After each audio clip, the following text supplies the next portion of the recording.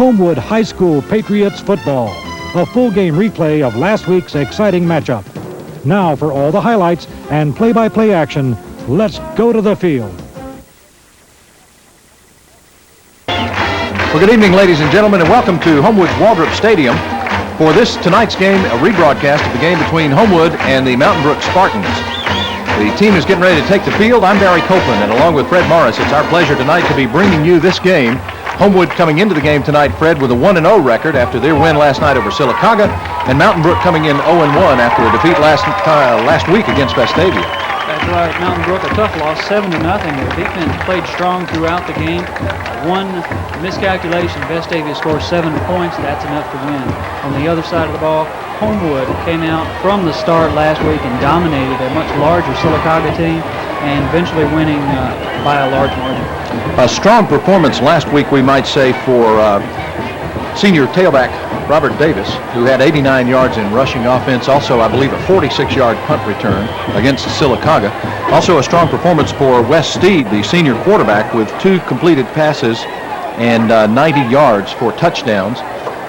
Also, a rather abbreviated performance for most of the seniors on the squad, because during the second half of the game, if you watched us last week, you know that mostly sophomores and juniors got to play because of the lead that Homewood amassed over Sylacauga in the first half. Being basically a senior team dominated by seniors and juniors, Coach Gann had the luxury of playing many young people last week, 35-0 at the end of the first half. Many coaches would come back in the second, start their starters again. Homewood has the luxury of not having to do that. Their starters are as sharp this week as they were at the beginning of last week. Many of them played 2 and 3 years and been starters for at least the last 2. You see the captains there. Those guys know how to play ball, and they know how to get ready, and they're ready tonight.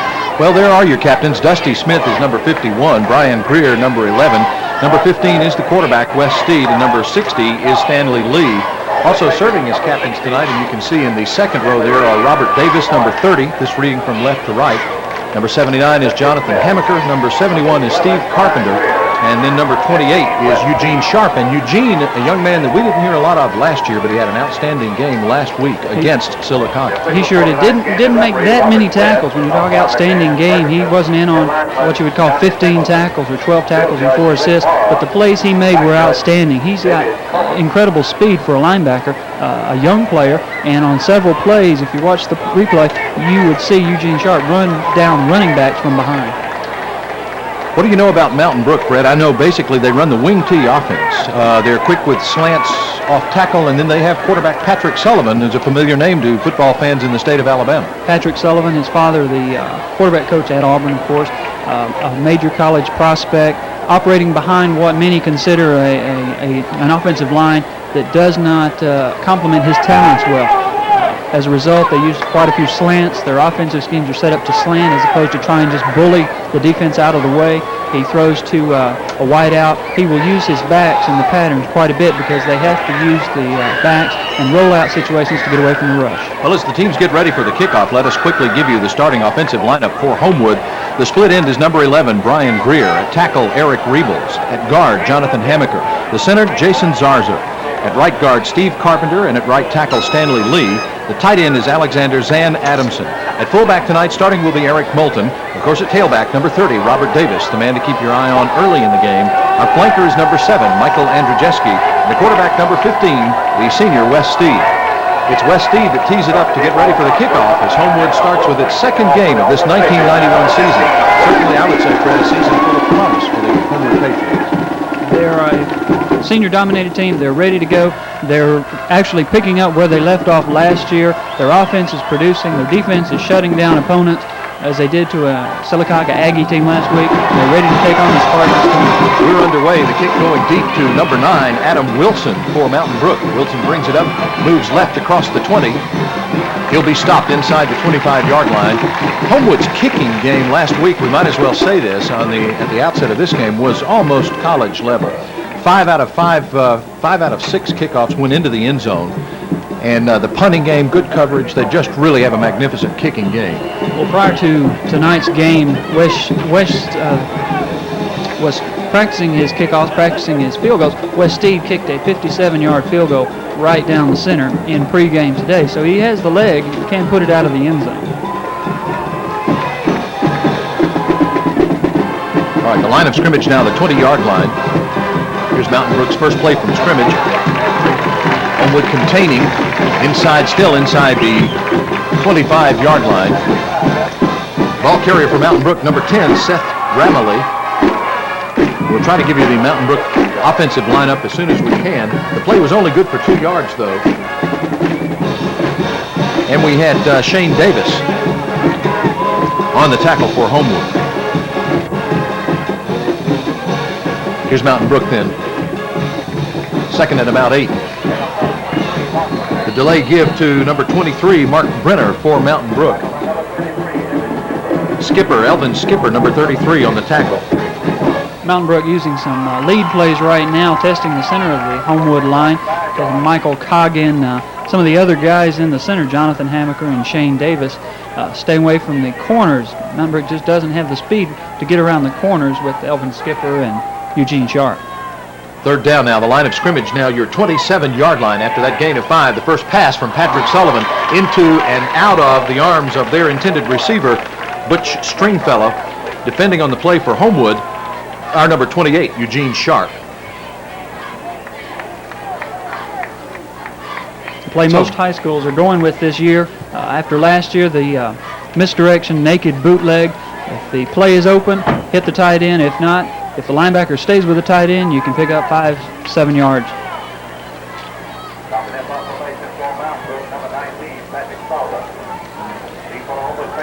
Okay, the kicker for Mountain Brook in their first punting situation is Patrick Sullivan, the quarterback, and Sullivan puts a good toe into it. It'll come down short, and it looks like Robert Davis will just let it go, calling for the fair catch. Takes a Spartan bounce, though, so Homewood will take possession for their first possession from their own 34-yard line. 10-13 now remaining in the first quarter of play. If you're just joining us, it's Homewood against Mountain Brook tonight, the second game in Homewood's 1991 season. Mountain Brook had the ball for 4 downs and had to punt. So Homewood will take over at their own 34 following the 39-yard punt of quarterback Patrick Sullivan.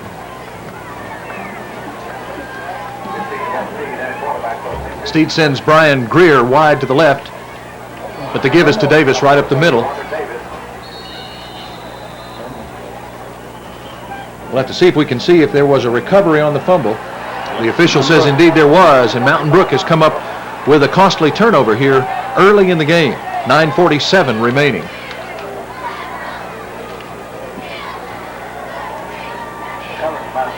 It's hard to tell where that ball came out that time, Barry. I don't know that the hit was that vicious. I don't know that he ever had the handle on the handoff between Wes Steed and Robert Davis.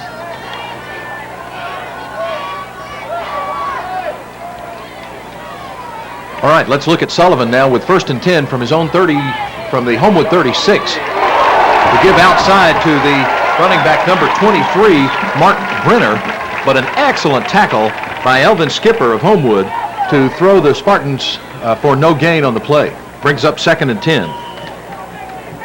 Brett, I might mention one production note. We do have instant replay capability again tonight. We did not have it last weekend. We had it some last year, but although we got that fumble on instant replay, I think we won't use it this time. So here's Sullivan with 2nd and 10, and he'll throw. The intended receiver is their number 9, Adam Wilson, just overthrown, defended by Mark Andrzejewski. Did I say Mark? It's Michael. Sorry about that, Michael. I was watching Mark play football last night. Both the middle school and the 9th grade team played against Mountain Brook at Mountain Brook last night. The middle school came away 1 touchdown short, but congratulations to the 9th grade team that came up 1 touchdown ahead, and they won over the Mountain Brook 9th grade Spartans by a score of 14-7. Sullivan to pass. Looks long, pressured. Dropped in his own backfield by Jonathan Hammaker. Hammaker assisted on that sack by Shane Davis. So a big play on a possession down for Homewood. That's right. Coach Thorson put in a couple of different attack or rushing techniques for this game. Sullivan taking a 5-step drop to try and dilute that pass rush somewhat and get the play off. The secondary doing an outstanding job of keeping the receivers covered. All right, Brian Greer deep for the punt. Sullivan kicks. Greer signaling for a fair catch. Takes it in, bobbles. Ball goes Does it go? It looks like it goes into the end zone for a touchback. So Homewood will bring it out to the 20-yard line. That then a 43-yard punt. The line of scrimmage to 43. Sullivan now with 2 good punts under his belt, and Mountain Brook has Homewood in its own territory. They'll start at the 20-yard line. Really a break that time for Homewood that the ball went into the end zone. Had it not, Brian Greer probably would have fair caught that ball inside the 10-yard line. Now the bounce could have been gone either way, but a break for Homewood. It looked difficult. He tried to catch it over his shoulder, and it was very difficult to do that. Here's Homewood now, 1st and 10 from their own 20. The give to Davis, the second man through. Robert out around the right side. Big yardage. Up to the 35-yard line. He's just so fast, Fred. He gets around that end so fast that it's hard to defend. His speed is so much greater than the rest of the players on the field that he just looks that much faster, and he actually is. The end pinches in, trying to help out the interior of the defense. Davis spots it while he's still approaching the line, pops it outside. Big gain for Homewood. For Mountain Brook, Ramley on the stop that time. Davis with 15 yards. 1st and 10, Homewood at their own 35 as they begin to move. Greer wide to the left. He'll throw the halfback flare. Greer has it, moving across the 40, up to the 45, and just across the 45-yard line. Defending on the play, John Allen Roberts for Mountain Brook. But not before Brian Greer takes it in and moves another 10 yards up the field. Well, I say 10 yards. It looks like there's a bit of a debate on whether it was first down yardage or not. They have given him the first They have? Okay. Spot. Again, 2 first down plays in a row. Homewood with the ball, the line of scrimmage now, its own 45, just outside the 45. Steed on a delay give to Davis. Davis tries the left end, but no go. The play will go for no gain, maybe a loss of half a yard. Defending on the play for Mountain Brook, their number 99, Louis LeBlanc. Also assisting on the play for Mountain Brook, Brian Dodd. Mountain Brook obviously keying on Robert Davis right now. Homewood would have, or will have, some success as on the previous play and the play before that, using Davis, then using Davis as a decoy, going to Greer, Adamson, Eric Moulton, some of their other weapons. Here's Andrzejewski to the left and Greer to the right. The delay again to Davis. Davis off right tackle out across the 50, breaking into Spartan territory, down to about the 48, maybe 47-yard line. A gain of 6 that time by Robert, making the line of scrimmage now the Mountain Brook 48. Stopped on the play that time by Joe Grelier. Grelier, the senior defensive back for the Mountain Brook Spartans. We'll try to keep you up to date on time. Right now, 6:25 remaining in the first quarter. If you're just joining in, no score in this game, Homewood against Mountain Brook. Steed on the keeper around left end, out across the 40-yard line. He was hit hard by Seth Ramley, and Ramley tripped him up, but not before he got an extra 4 or 5 yards. Also Brian Dodd on that play. And that takes it down to the 40-yard line. They're moving well, Fred. One of the talents of this Homewood offense, so many guys can do so many things well. Robert Davis is a talent, there's no doubt about that. But Wes Steed throws well, he runs the option very well, and he's a smart hitty quarterback. Eric Moulton is very young, but he's going to be a good one before his career is over at Homewood. This is the 3rd first down for Homewood in this young drive. Here's the pass to Greer. It's high, but Brian takes it in. Oh, that's a killer. That's a kidney killer. But he held on to it. Maybe for a gain of 4. Down to about the 36-yard line. So call it a gain of 4. The stop that time by Adam Wilson, the senior Mountain Brook defensive corner.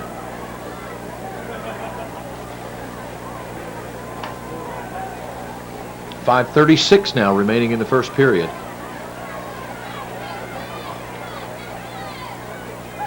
Here's Steed on a pitch out to Davis.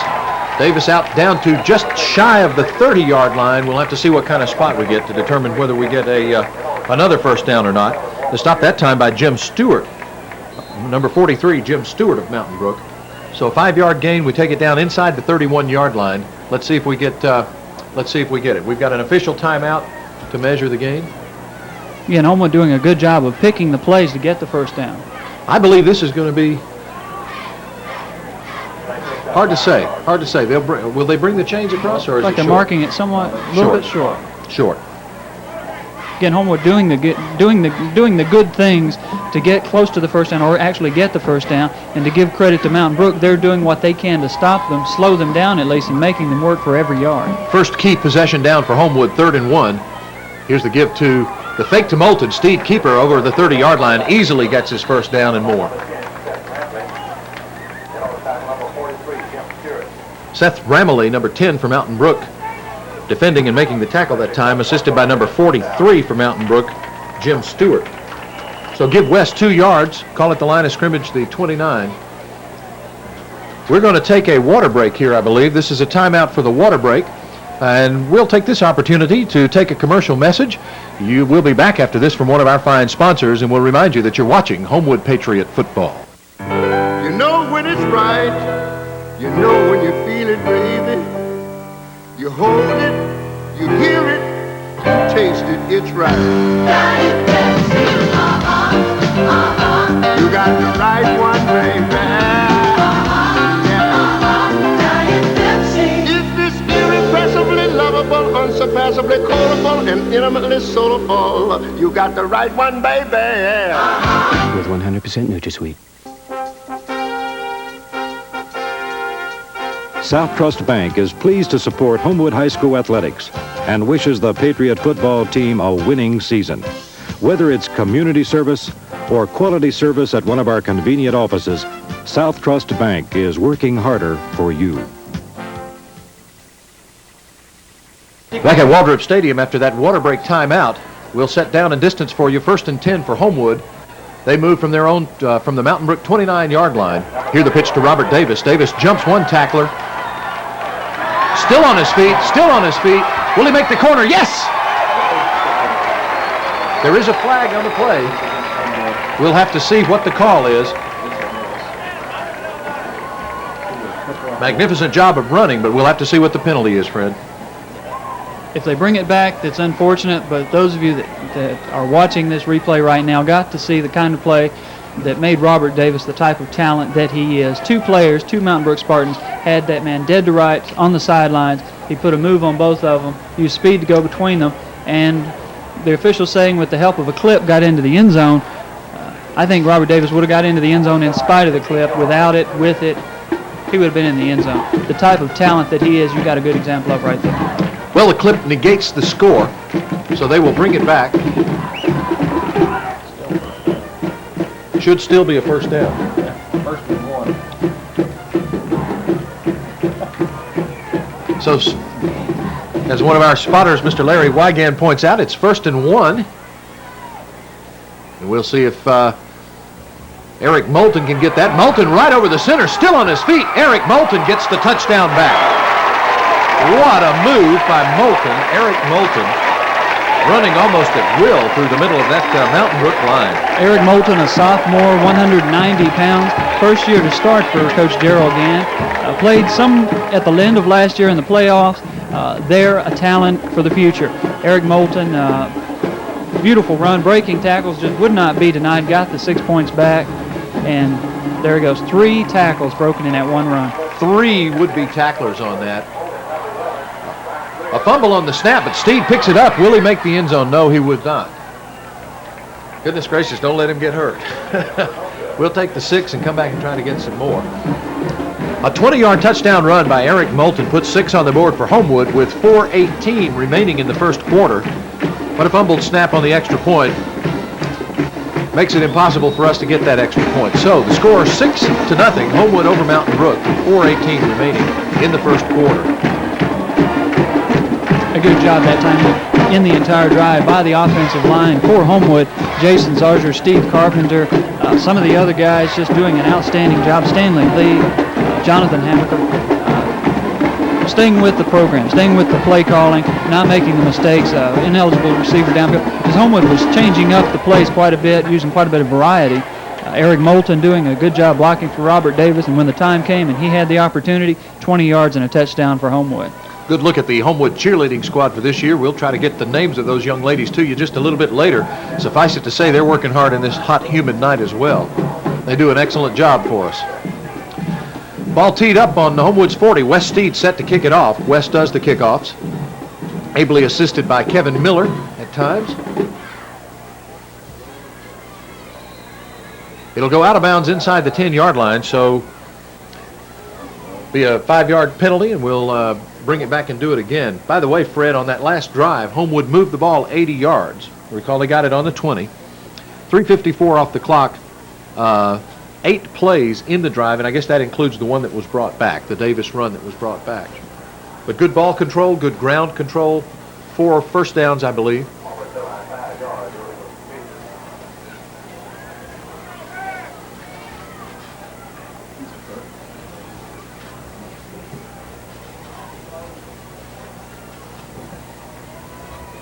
So now we'll tee it up at the 35-yard line. Deep for Mountain Brook. In the middle is Adam Wilson, their number 9. On the left side is their number 10, Seth Ramley. And then on the right side, their number 22, Robbie Redis. Here's West with another kickoff. Right down the pipe this time. Good kick. Comes down inside the 10.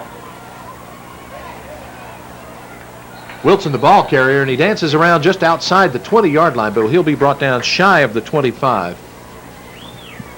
Looked like maybe Dusty Smith on the stop that time, and a host of others. Well, the Homewood coaches can only hope that number 9, Adam Wilson, returns all the kickoffs that way. Adam trotting up, looking for a place to run, a hole to open up possibly, and no way to return a kickoff, trotting up to meet the opposition. Line of scrimmage now the 23-yard line after that 15-yard return. Here's Mountain Brook working from the wing tee. The give is to Seth Ramley. Ramley brings it out across the 25, maybe to the 26. Stopped by Jonathan Hamaker for Homewood. Again, Michael Coggin helping out on that tackle, playing an outstanding game so far in the middle of the defensive line. Mountain Brook, Fred, plays an H-back, an I-back, and then a fullback. Behind Patrick Sullivan, they split them out like flankers, as they do in this particular play. Sullivan on the give up the middle, and it goes absolutely nowhere as the Homewood defense begins to figure that offensive set out.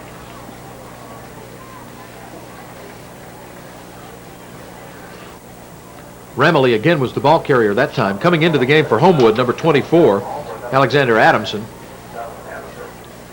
Davis is also out of the, well, he would be out of the game there on defense.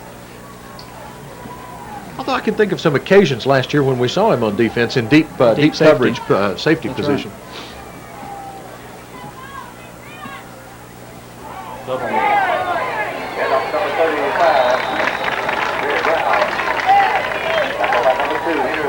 Mountain Brook now using some gimmick plays, trying to get something going. Yeah, the reverse to that was Barry Brown, the ball carrier that time. They're number 35, but it goes absolutely nowhere, and so it brings up 4th and about 7. Stopped by Henry Walburn that time. Henry staying at home that time, smelling that play out and stuffing it for a small gain, if any gain at all. Call it no gain on the play. The line of scrimmage, the 26-yard line now, with Sullivan back to punt. Big rush, but he gets it away, and it's a good kick.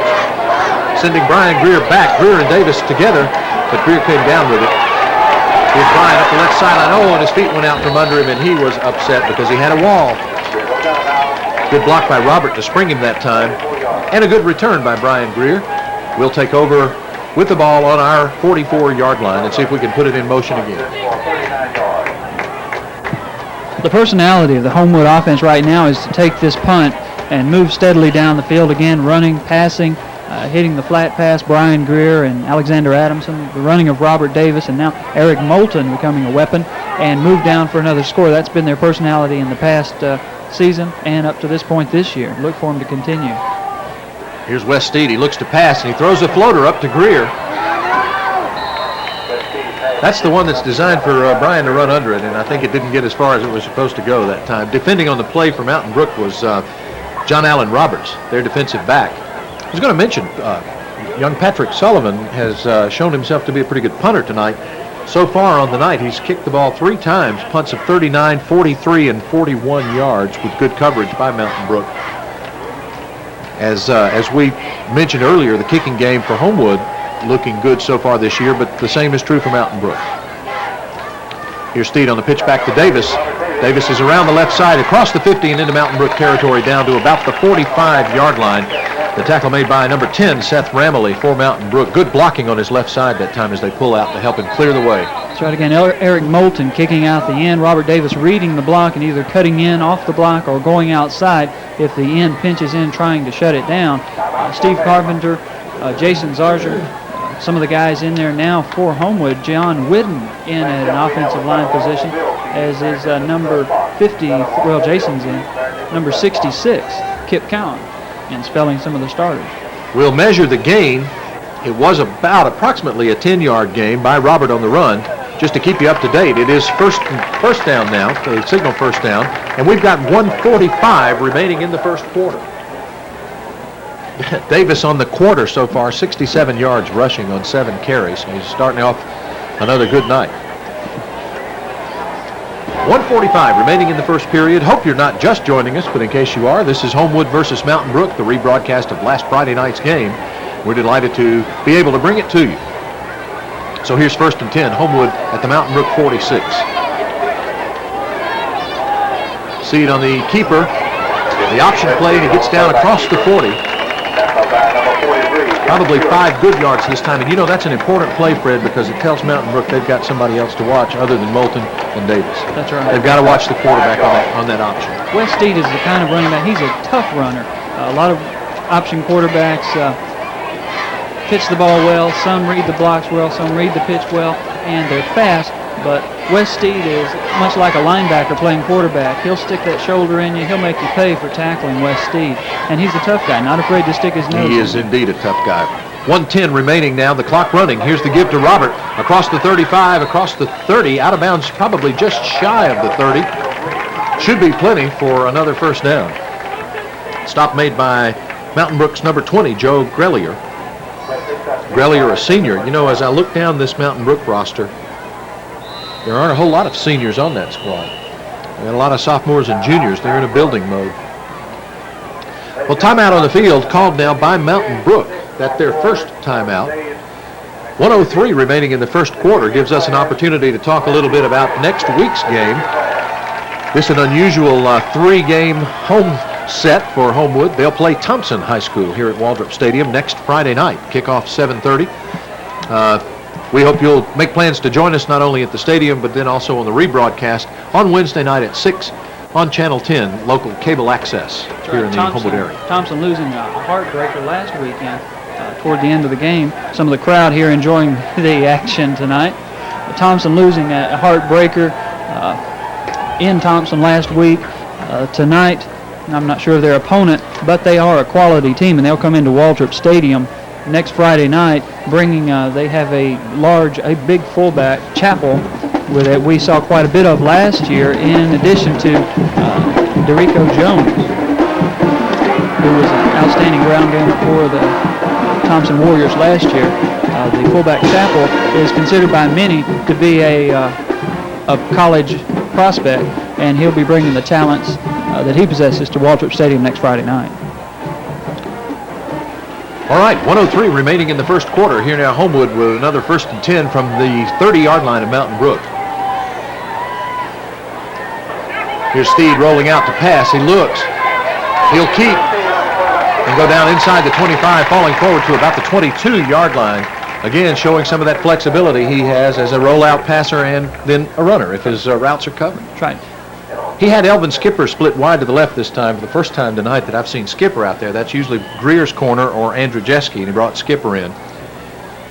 So a gain of 8 on that play. Call the line of scrimmage now the 22-yard line as Homewood moves. 30 seconds now remaining in the first period of play. Our viewers at home that time with the wide angle on the picture got to see a lot of what Wes Steed sees as the field opens up. He saw the opening, decided not to pass, kept the ball, and got about 7.5, 8 yards. All right, here's the give to Davis right up over the top of everything. Inside the 20, breaks the plane of the 20-yard line. Interesting note, Wes is beginning to tally up some yardage of his own. He's 5 carries tonight for 25 yards. And we'll try to keep you up to date on Robert Davis's totals as well. The Homewood offensive line starting to exert itself right now, moving these Mountain Brook Spartans out of the way, sealing off. And as the end of the first quarter comes, Homewood's headed their way. Well, it seems like it was a quick quarter. We'll tell you that with the end of the first quarter, the score is still Homewood 6 and Mountain Brook nothing. We'll be back after this from another one of our fine sponsors, and we'll tell you right now that you're watching Homewood Patriot football. Dear Central Bank. Oh, writing the bank. Yeah. They mess up the checking account? No. Had to wait in line? No. Rude tellers? No, never. Rude husband. Me? I'm thanking them for all the trouble they went to and all the extra work they did so we could close the loan on this house. That's their job. In 2 weeks. Oh, 2 weeks. That's right. Yeah, that's right. That's Central Bank. Central Bank. Unlike other banks, our prime interest is you. This is the place where winners and losers are made. What does it take to be a winner? According to one well-known football coach, it begins with a great game plan, followed by excellent practice habits, and then the players must accept the game plan. In order to become a winner in life, we must accept God's game plan. We do that by accepting Jesus Christ as our Savior and Lord. I'm Gary Fenton, pastor of Dawson Memorial Baptist Church, inviting you to become a winner in life. South Trust Bank is pleased to support Homewood High School athletics and wishes the Patriot football team a winning season. Whether it's community service or quality service at one of our convenient offices, South Trust Bank is working harder for you. A shot of the booth there, but what we need to show you is a shot of the field, and there we are as Steve keeps on the option.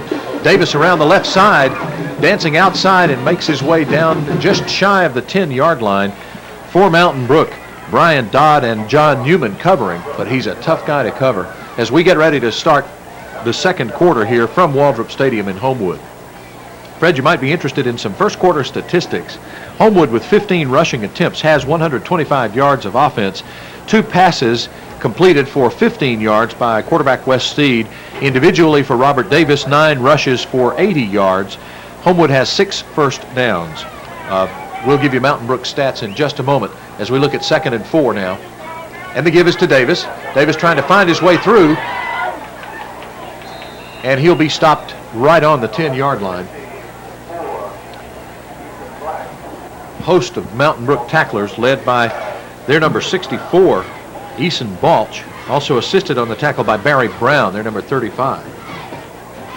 Only a 1-yard gain that time, but the ball is on the 11-yard line. 3rd and about 3.5, maybe 4 to go. Mountain Brook, by the way, with only 3 yards rushing in the first quarter. Beginning to see the story in this game.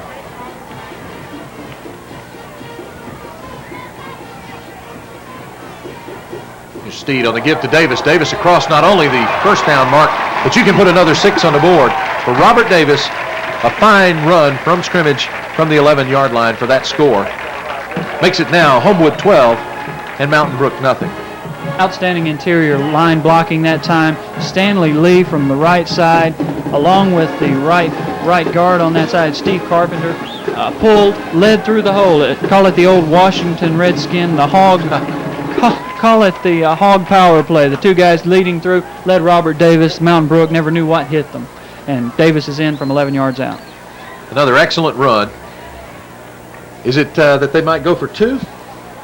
We'll see to make that deficit up.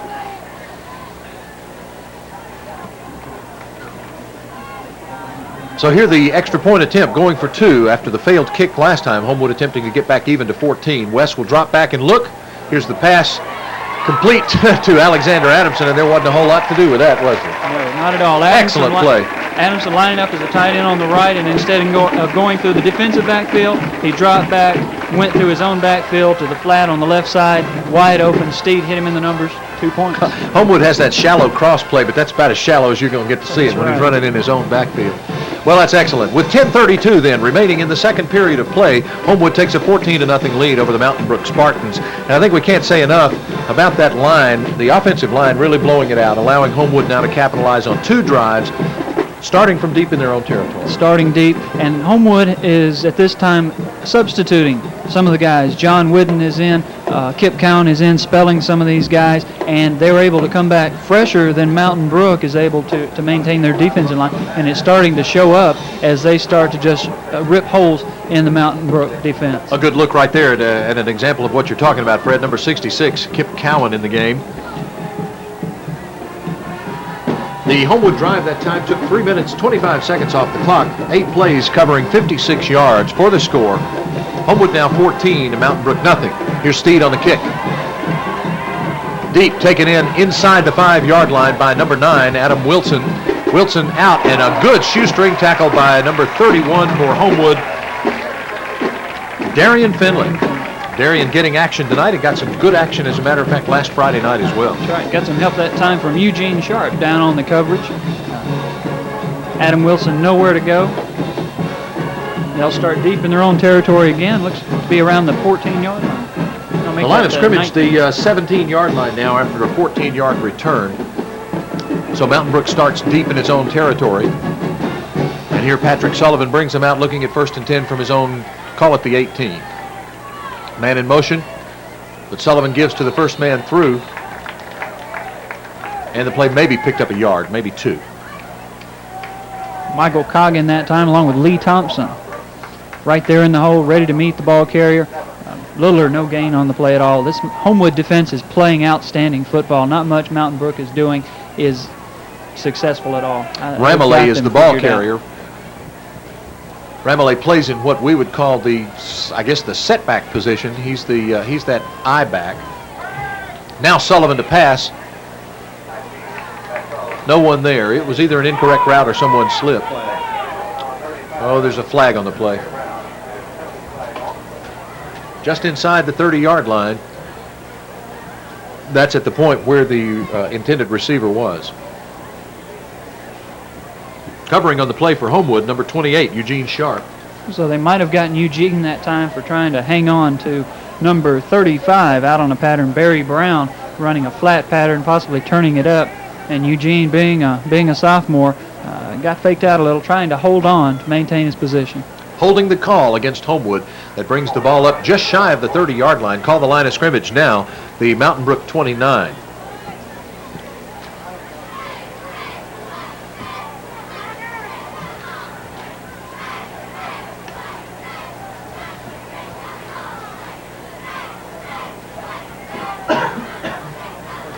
They're moving the chains, taking just a minute to move the chains.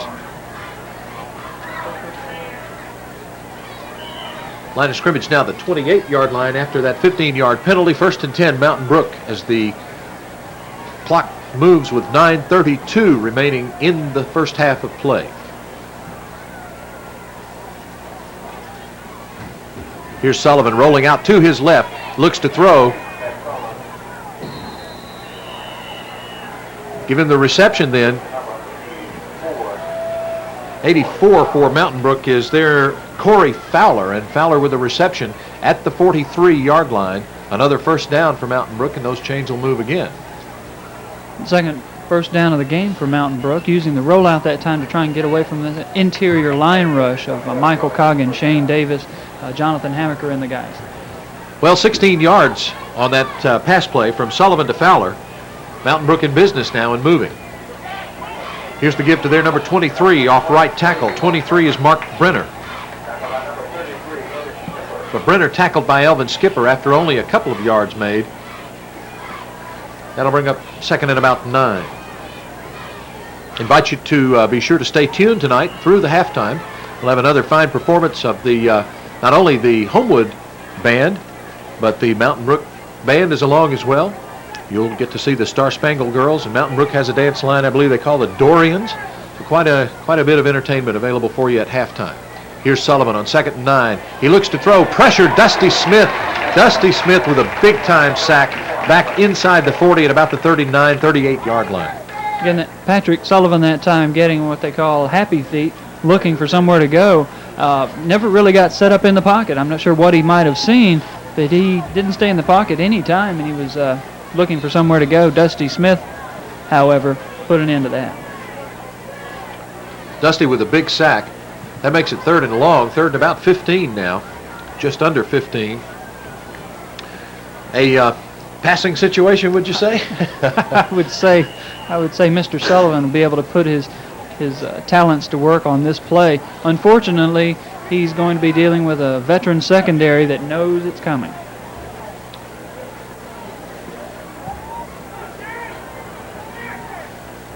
You can almost see blitz. 3rd and 15, Sullivan throws, but it's way overthrown. The intended receiver was their number 9, Adam Wilson, but it was not even reachable for him. Alexander Adamson was back defending, but Zan couldn't even put a hand on it. Not at all. Way overthrown that time. That'll bring up 4th and long. Punting situation for Mountain Brook with 7:50 remaining in the first half. Sullivan is tabbed as a talent this year as a senior. One of the knocks, if there is such thing as a knock on a college talent, is he doesn't have the touch on the ball yet. Just as evidenced in that play, he overthrew his receiver by 8 yards. Sullivan's 4th punt of the game, another good one. This will be taken in by Greer. Greer moves to the right, looking for the wall. Official reaching for a flag. Remains to be seen if he throws it. I didn't see it. No flag on the play. Good blocking, pointed out by Larry Wygand just now. Good blocking by Henry Walburn on that return. Henry got over, trying to set up the wall. Also Eugene Sharp.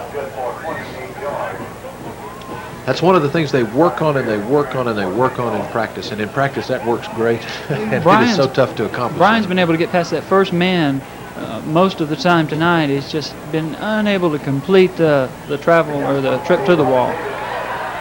Davis into the Mountain Brook backfield with big yardage out across the 50, past the 45, inside the 44-yard line, or almost to the 44-yard line of Mountain Brook. He just absolutely bowled over a couple of guys on his way down there. Right now, Homewood moving like an offensive machine, like they've moved so many times before. Robert Davis is going to hit this Mountain Brook defense with power and speed, and we'll see just how tired, how fatigued they are. The last 2 drives by Homewood, very lengthy drives. 12 yards for Robert on the play. First down, the line of scrimmage, the 45. Here the give to Eric Moulton. Moulton threw, and Moulton in that tough yardage situation. Or was it? Darian Finley. It was Finley. Moulton this time. Darian, I apologize.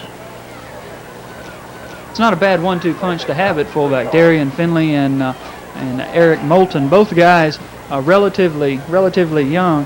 Finley, however, is a senior, 185 senior. Moulton, a 190-pound sophomore, who in his spare time takes taekwondo and karate. How about that?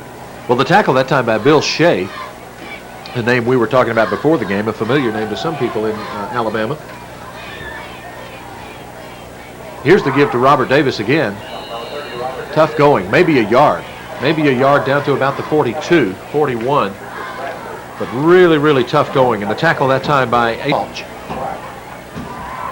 for Mountain Brook. Davis with 112 yards on the night now, and we're 5:55 remaining in the half. 14 carries, 112 yards for Robert. As Homewood continues to control the clock and grind it out, mostly on the ground tonight.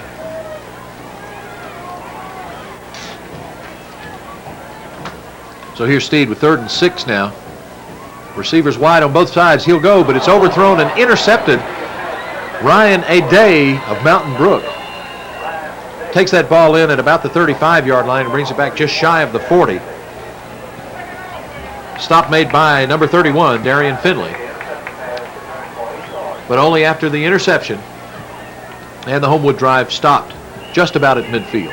Looked like a busted pattern that time, Barry. Wes Steed throwing a ball where there was really no one in the area besides Ryan Aday to intercept. Brian Greer that time had taken it to the inside, and now we've got a timeout on the field. Well, this is another of our official water break timeouts, so we'll take this opportunity to take a timeout and let you hear from one of our fine sponsors. And we'll remind you that you're watching Homewood Patriot Football.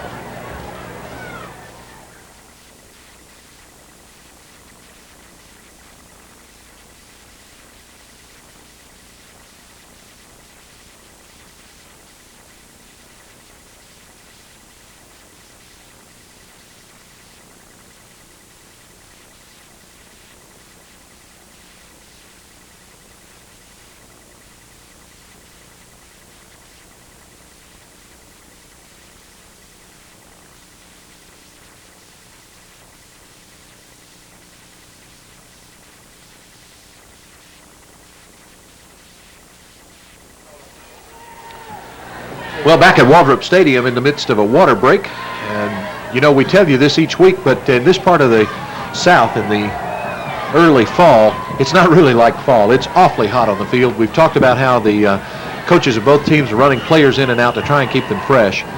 And that's why they have these official timeouts for water once a quarter in these games early in the football season. Well, Mountain Brook with a renewed opportunity. The line of scrimmage, their own 39. 5:15 remaining in the first half. So here's Sullivan with a give off to number 23, Mark Brenner. Brenner maybe 3 yards. Tough going in the middle of that offensive line. Number 67 that time, John Neiman, battling Michael Coggin, Dusty Smith, the rest of those guys. At this point, Mountain Brook, unless they use their rollout pass or their 5-step drop, it's just line up and push, and they're usually getting 2 to 3 yards on the play. Good stop that time by Lee Thompson after a gain of about 3.5. Call it second and a long 6. Sullivan on the rollout, pursued, but he makes it up across the 50-yard line. Should be enough for his first down. Greer on the tackle that time. Sullivan deceivingly fast. He covered 8 yards very quickly that time. I believe he's 6'4", and at 6'4" you can do that. Found a crease to the outside and gained his first down for Mountain Brook. I believe that's their third or possibly their fourth first down of the half. Mountain Brook definitely moving now. Line of scrimmage just shy of the 50-yard line, midfield. Here's Sullivan on the give to number 35, Barry Brown, but Brown dropped behind the line of scrimmage. Stopped that time by Shane Davis. And the play will go for a loss of about 2, bringing up second and 12. 3:54 remaining in the first half. Not quite the pace that we had last week against Sylacauga. No, not at all. But the outcome is creeping that way toward the end of the first half. Sullivan to pass, but thrown just in front of the intended receiver, number 23, Mark Brenner of Mountain Brook, back there defending on the play, not only Alexander Adamson, but also Brian Greer. Double coverage on Mark Brenner that time, but it was just out of his hands, thrown a little bit in front of him. Homewood playing good disciplined defense that time. When the ball reached the area of the receiver, there were 3 Homewood players, Homewood defensive men, near the ball, 2 more trailing the play. That's 5 Homewood defenders in the general vicinity. And when you play that type of defense, even on an incomplete pass, you're playing good disciplined defense, and good things happen to you. Not the kind of situation where you have 1 defensive man, 1 offensive man, and if it's a busted play or an accident happens, he scores. Homewood playing good, outstanding defense. Well, and Sullivan really not on the dime tonight. 1 for 7 in the passing department, making 1 for 8. As the intended receiver that time was Mountain Brook's number 44, Fred Turner, just into and out of his hands. That one was thrown on the target. On target. Fred right just on the money. That one. But Sullivan has overthrown a good bit tonight. He sure has. Their short passing game is what they've got to go with. That time the blitz got close to Sullivan. Didn't really nail him before he got the ball off, but it was a short drop and a short pattern. The completion should have been there. This is Sullivan's 5th punt. He gets another good one away. Greer takes it in and fumbles it momentarily, but I believe Brian will just sit on that football. And so we'll have possession just short of the 26-yard line with 3 minutes, 21 seconds to work with as Homewood sets another offensive drive in motion. Call the line of scrimmage just over the 25, shy of the 26. Your score now 14-0. Homewood over Mountain Brook. We'll see if we can put some more points on the board, Fred, before halftime. So we've got Michael Andrzejewski in at one of the wide receivers, Alexander Adamson in at the tight end, and Darian Finley in at fullback this time, spelling Eric Moulton. Here's the give to Davis over left right tackle. And Robert out for maybe 2 or 3 yards up to about the 28-yard line. Stopped by Barry Brown. Moulton and Davis back in the backfield now. At this point, 14-0 with a little more than 2 minutes to go in the half. Look for a disciplined, organized drive by the Homewood offense, mixing the run and the pass, the option with Wes Steed, the running of Robert Davis, possibly Eric Moulton in now something up the middle to him, a good high percentage pass play. Here's the pitch back to Davis around right in. He gallops out across the 42, maybe the 43, even the 44-yard line. I'm sorry, the 30, not the 40. Out to the 34-yard line. But it won't be enough for the first down. So call it, what, 3rd and about 2. Be good to have the possession on this one.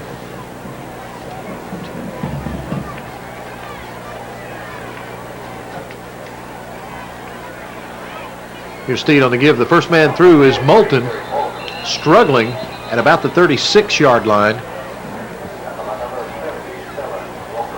Like he may be. Does it look like he made it? He might be a little Oh, he short, gives him first down. Giving him the gives spot. him first down yardage.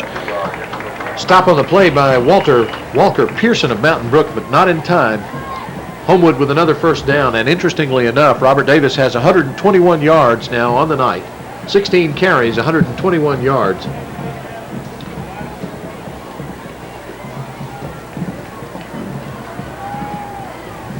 Here's Steed, back to pass. He has Alexander Adamson at the 42. Zan takes it in for a gain maybe of 4 or 5, 4 on the play with the clock moving now, 1:13, 1:12 remaining. Now, if there's anything you should, if you sit home that possibly could be changed, it's the walking back to the huddle some of the players are doing. With the clock running now, we're at a minute, and you run a pass play and they get up and walk back to the huddle, you could possibly get another score, or even a field goal with West Steed's range before the half is over. Here's Davis. Davis breaks it open. Does he have a block? Oh, slides down just at the 40-yard line. So that stops the clock as he goes out of bounds with 46 seconds remaining. You know, you mentioned West Steed's range. I'm not sure what his range is this year. It's improved since last year. He's been working on strengthening that leg. At this point, the guys get in the huddle, get the play called as the clock gets ready to start, and possibly call a couple of plays. West getting it from the sideline, Elvin Skipper going in. But get that play called, maybe call 2, and move this offense on down the field. Well, a big play on the tackle that time by Mountain Brook's number 1, Ryan Aday, because with that one more block, or with a missed tackle, Davis was all the way. Here's 1st and 10 for Homewood from the Mountain Brook 40. Steed pressured, but he'll throw to Davis. Davis takes it in at about the 32 and moves it down to about the 30-yard line. 34, 33 seconds, 32 now. The clock running, and Homewood will call timeout. So the clock stops with a Homewood timeout. 32 seconds remaining in the half. And I believe they finally got the attention of the team. And we're going to see if we can engineer some kind of score between now and the halftime. Well, the ball's on the 31-yard line now with 32 seconds to go. They still have 2 timeouts. So they can use that clock and possibly, depending on the play call, either a touchdown or a field goal, but they should come up with at least an opportunity to get points on the board before the half is over from the position they're in right now. Good shot of the Homewood coaching staff, or a portion of the Homewood coaching staff on the sideline there. Coach Gann on the field with the team now. I think one of the features of last year's team that was one of the outstanding features was the way they used the clock in the later stages of the half and the game. This year's team, an opportunity to get better at that right now, the usage of the clock, Davis running and catching the ball, and see how West Steed operates under time constraints. 32 seconds to go in the first half. I stand corrected on the coach who was in the huddle. That was Bob Newton, who was out with the team, and not Coach Gerald Gann. So Homewood, after the timeout, has 2 timeouts remaining. Let's set the scene for you. 32 seconds remaining in the half. Homewood up 14-0. They look at 2nd and 1 from about the Mountain Brook 31-yard line. Here's the give to Davis to see for the first down. Davis well into the backfield of the Mountain Brook Spartans, and he's down inside the 10-yard line. So the clock will stop on the first down. Tackled by Barry Brown of Mountain Brook. There is a flag. It looks like the preliminary indication is it'll go against Homewood, and it may be a holding call. So they'll walk back in our direction toward midfield. Put it near the 40. Holding is the call. There you see the step off. Should come back to the 34-yard line. Down in distance then will be 2nd and What about 4? 2nd and 3? 2nd and 4. 19 seconds and the clock moves. Steed rolls out to his left. He'll throw in and out of the hands of the intended receiver, Brian Greer. That stops the clock. 14 seconds remaining. Homewood penalized 4 times now for 40 yards in this first half of the game. They had 40 yards in penalties all entire game last week, as I recall. Well, that penalty, that holding penalty, was a killer. They would be in business inside the 20-yard line, 1st and 10 with, at that point, 25 seconds to go. Now they're near the 34, 14 seconds to go. Probably 2 plays left, would you say? I'd say possibly 2. Could be motion.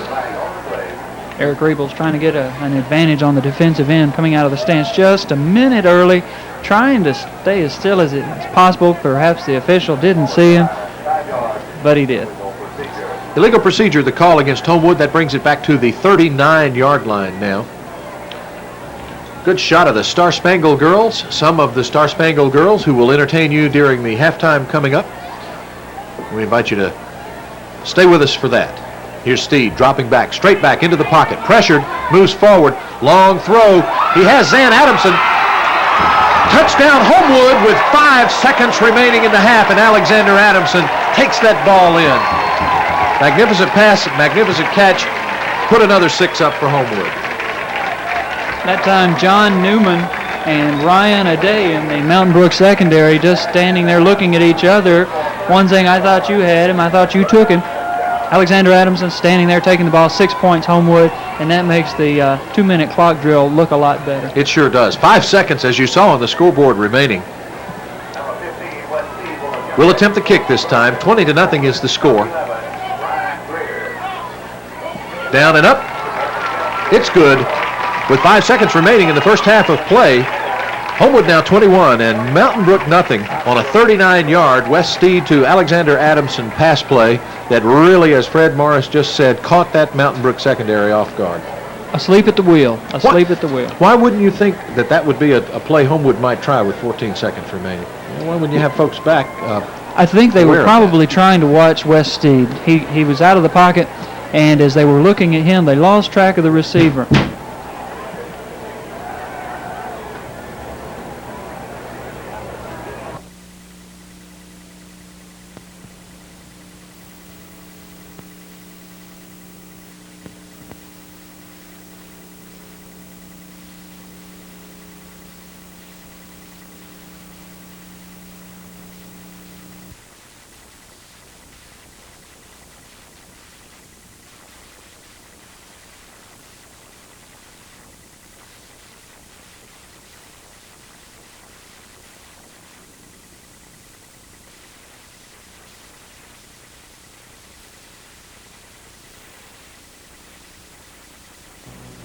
If you're in the market for a new Chevrolet or Geo, but you don't want to invest a lot in the down payment, you might consider leasing from Ivan Leonard Chevrolet Geo.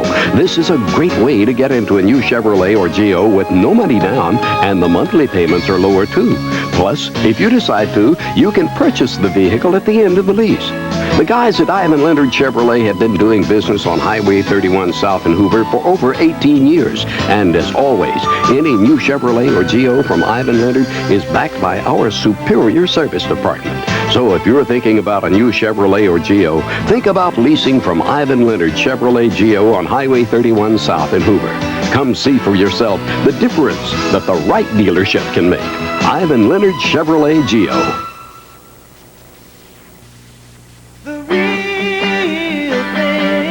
Talking about the real thing. It's a hero, a friend, a smile you want to see forever. It's all of the moments of the Coca-Cola Classic that can't be the real thing. Can't be the real thing. Can't Doctor is the most convenient way to fix an inconvenience. The Glass Doctor will make house calls to replace broken glass. The Glass Doctor can also repair stone-damaged windshields before they become a bigger problem. The Glass Doctor is a full-service glass company. They do auto, homes, or businesses. The Glass Doctor can save you time and money whenever your glass is broken. Simply call the Glass Doctor, tell them the location, and the job is done. The Glass Doctor serves the entire Metro Birmingham area. Check your yellow pages for the number nearest you. The Glass Doctor will fix your pain.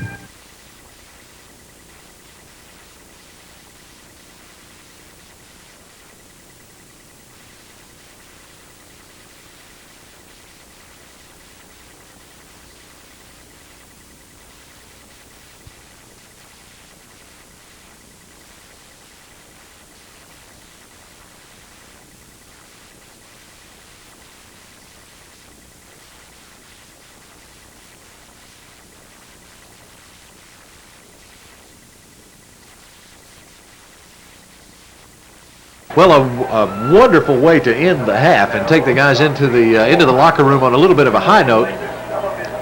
We'll kick it off, and Mountain Brook will have a chance to run it back.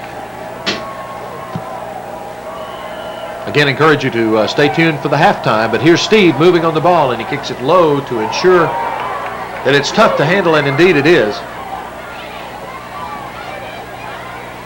Clock expires.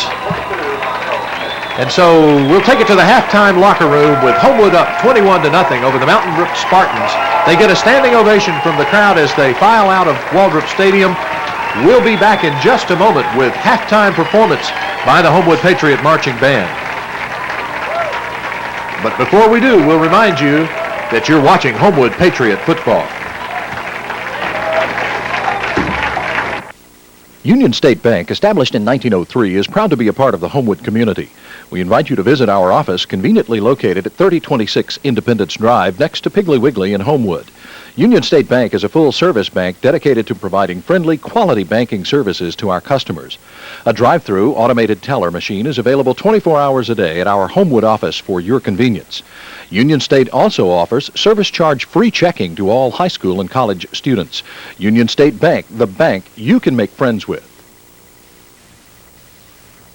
It's Piggly Wiggly food stores for quality foods, friendly service, and fair prices. You'll find a wide selection of the freshest seasonal produce brought in daily, and the finest heavy Western USDA choice beef, and of course, plump, fresh-cut chickens never frozen. And Piggly Wiggly serves hot, fresh deli foods of the finest quality served up daily, the next best thing to home cooking. And Piggly Wiggly food stores are proud of our friendly people serving your needs in Mountain Brook, Homewood. It's Piggly Wiggly, the finest food stores around. I'm a banker, but some of my best work is done before I even get to work in the morning. It's easy to see your customers from 9 to 5, but I believe you have to be more flexible than that, even if it means meeting them at 5:30 in the morning. Here's to Evans Quinlivan, AmSouth banker, who believes quality banking means extended banking hours, and going the extra mile for the customer. At AmSouth, you'll see it. Then you'll believe it.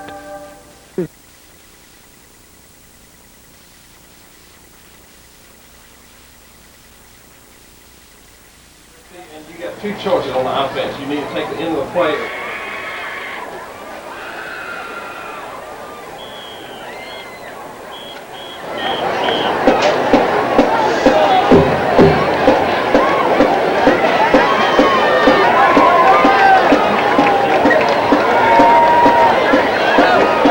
Ladies and gentlemen, presenting for your halftime entertainment, the Homewood Patriot Marching Band.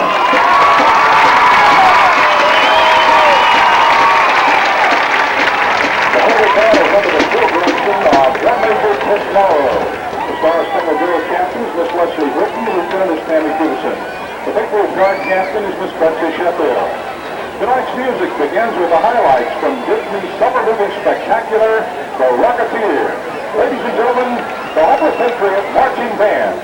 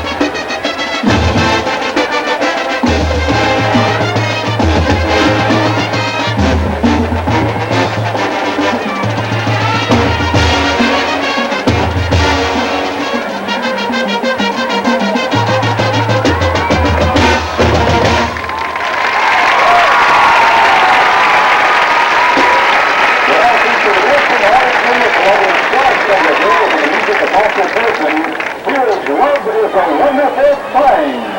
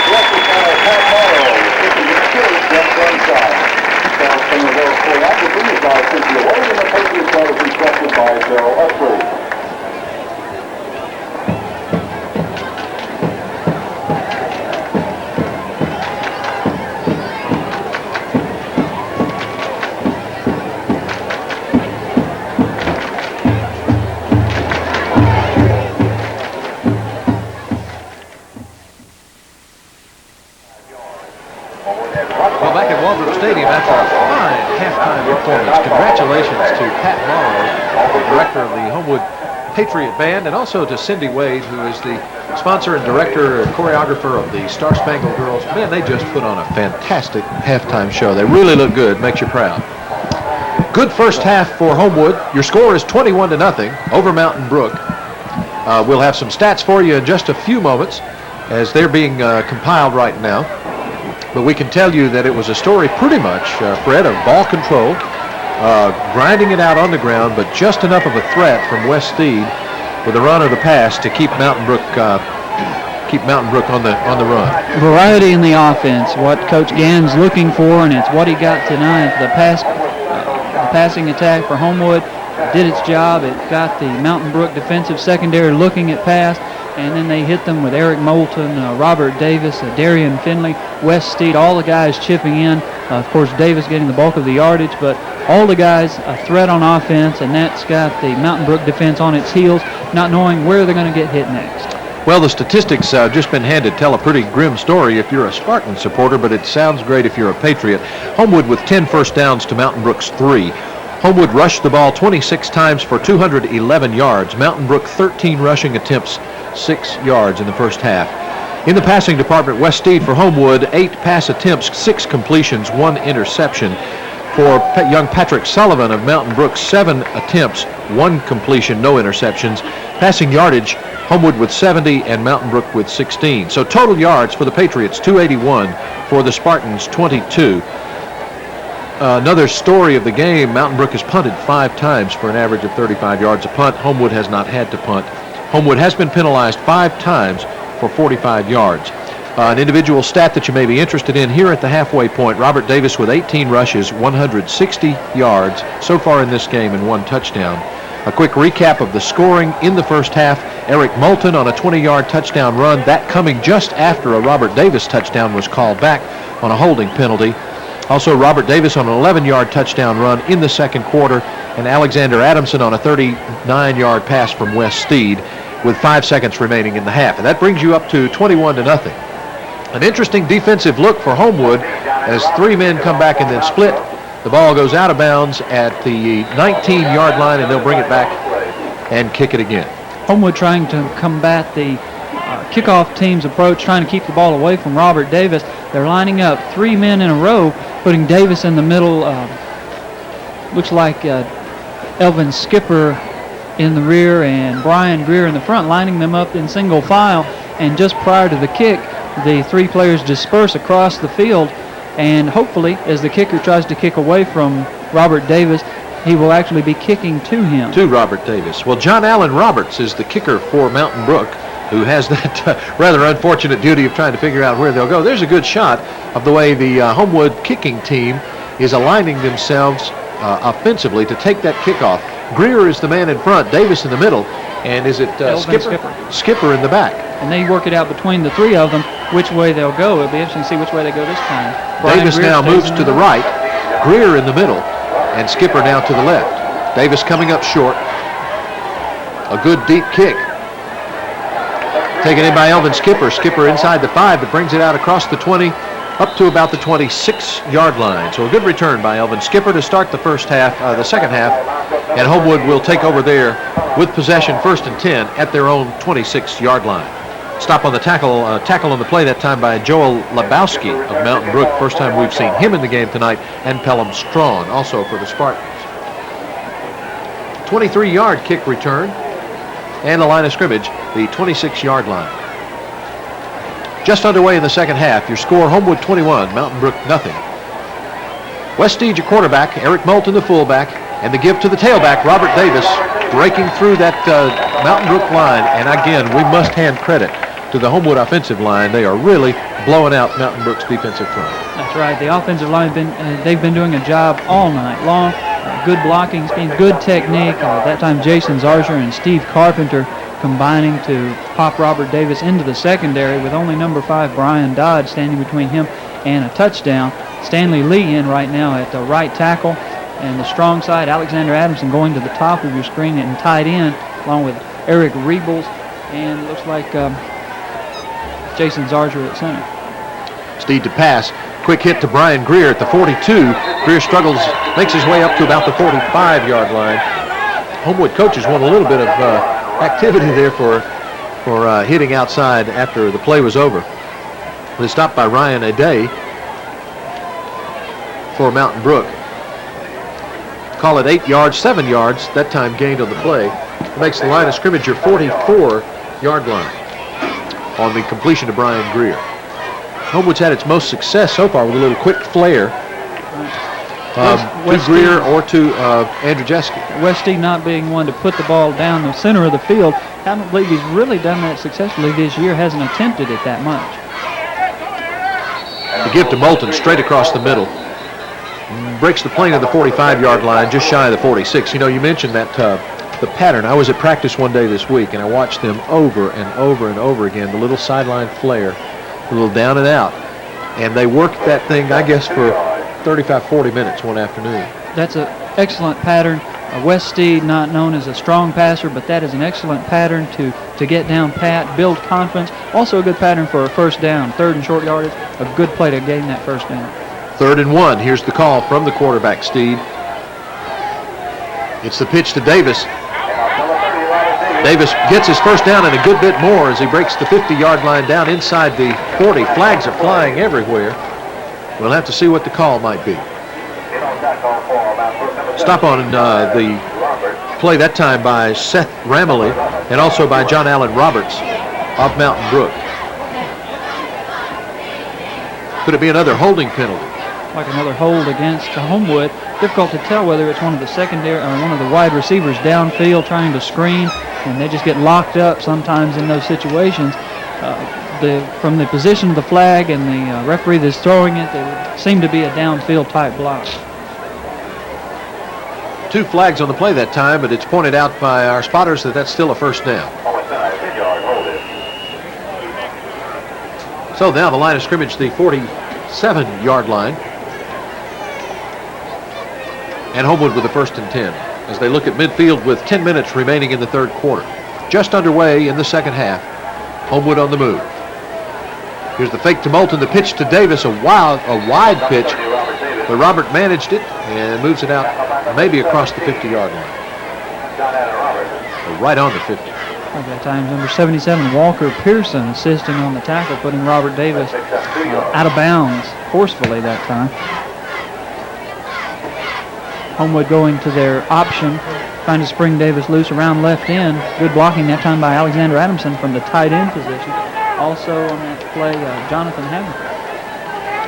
2nd and about long 7 now. Homewood on the far side of the field, as we call it. Wes Steed rolls to his right, looks long, but throws short to Alexander Adamson, who takes it in at the 35 and moves it down to about the 31-yard line. Skipper was the long receiver on that play. Alexander Adamson, the underzone, put it right in Zan Adamson's hand.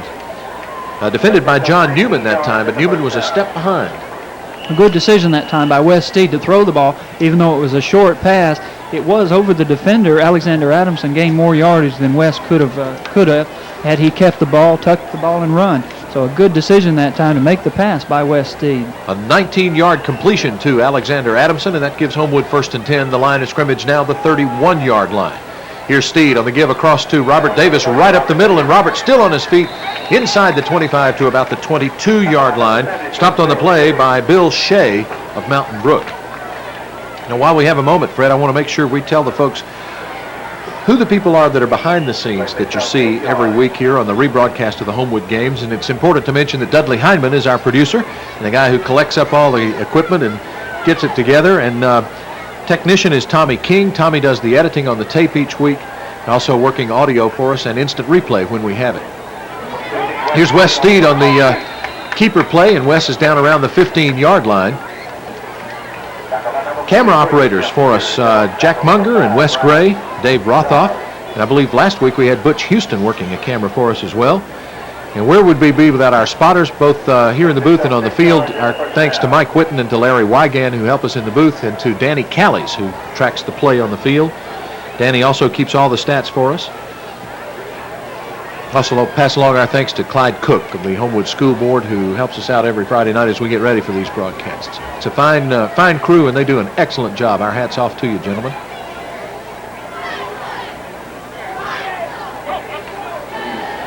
Davis caught behind the line of scrimmage, back out around the 18-yard line. Good play that time by Mountain Brook's number 65, Bill Cobb. Robert, seeing no daylight inside, tried to break it to the outside. Cobb there to make the stop for Mountain Brook. Mountain Brook putting up a game effort on defense, slowing down this Homewood offense. But actually they are just slowing them down. They're not really stopping them at this point. A loss of 2 now, the line of scrimmage on the 18-yard line. That was a good shot of Wes Gray. Wes works our camera down around the 20-yard line to our right. Here's the fake to Davis. The pass, in and out of Brian Greer's hands. Actually a lateral.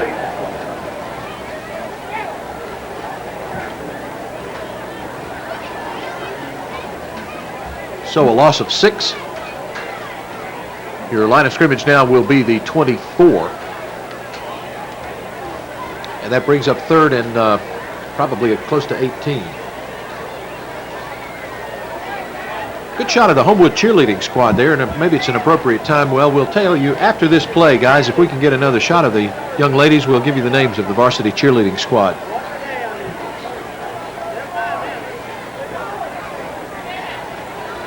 Here's Steed on the fake into Davis. He's pressured. Pass incomplete and almost intercepted on the play. So that brings up a 4th down situation. One of the most difficult things for a quarterback to do, running around right in and throwing on the run. Wes didn't have an opportunity to set his feet. Here are the varsity cheerleaders, Melissa Boren and Keisha Cole. Jenny Crumpton is the head cheerleader this year. Allison Grizzle and Jennifer Harris, Julie Hembry, Casey Kirby, Amanda Cook, Allison Leggett, Arlene Moniz, Jessica Oates, and Jennifer Ponder.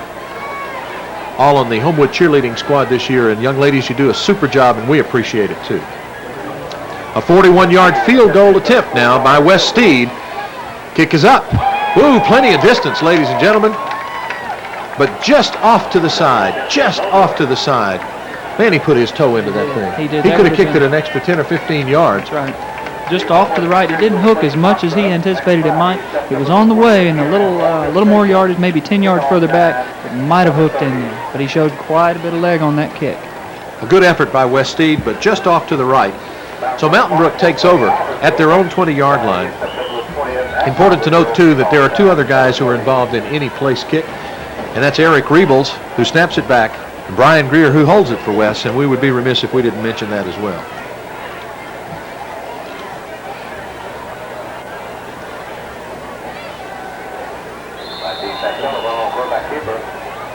Sullivan on the keeper that time moves it out to about the 24-yard line. We note some new players in the game as the coaches rotate players in and out to keep them from getting too fatigued. Awfully humid on the field tonight, and it was pointed out to us earlier in the game that the field is very, very hot, and it's very humid down there tonight.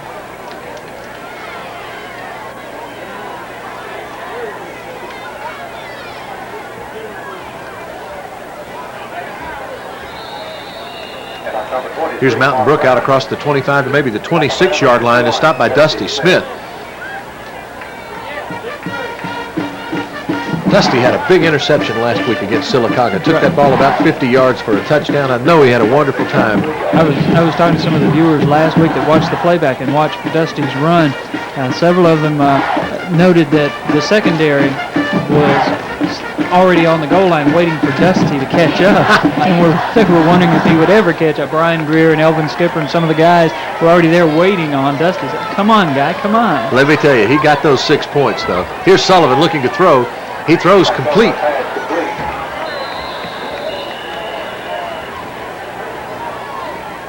Was that to Stringfellow? Yeah, they're number 21, Butch Stringfellow. Brian Greer on the tackle. In all fairness tonight, Sullivan's been victimized several times by his receivers dropping good passes, catchable balls, just dropping them. And as a result, he's only completed 3 tonight out of 10 attempts. Well, flag on the play. Looks like it may be a pass interference call. And an offensive pass interference call at that. Pushing off.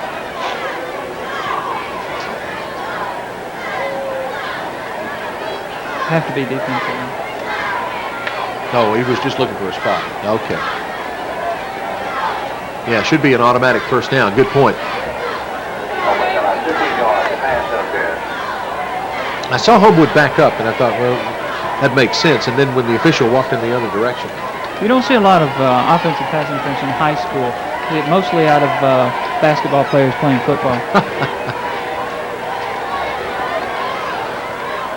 Okay, first down for Patrick Sullivan. They're thrown behind the line for a loss. They're stopped by Lee Thompson. And so after the loss of about 2,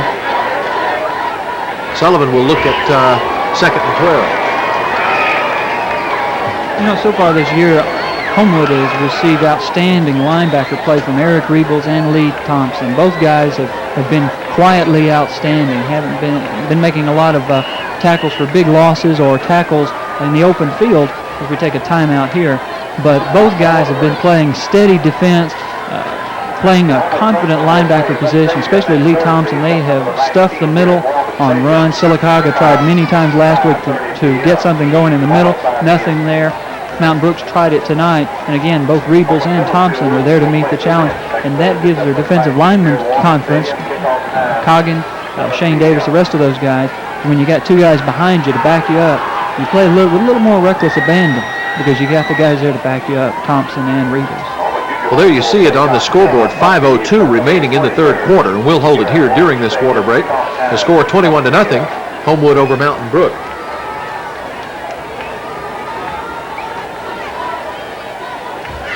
Another capacity crowd here at Robert Waldrop Stadium.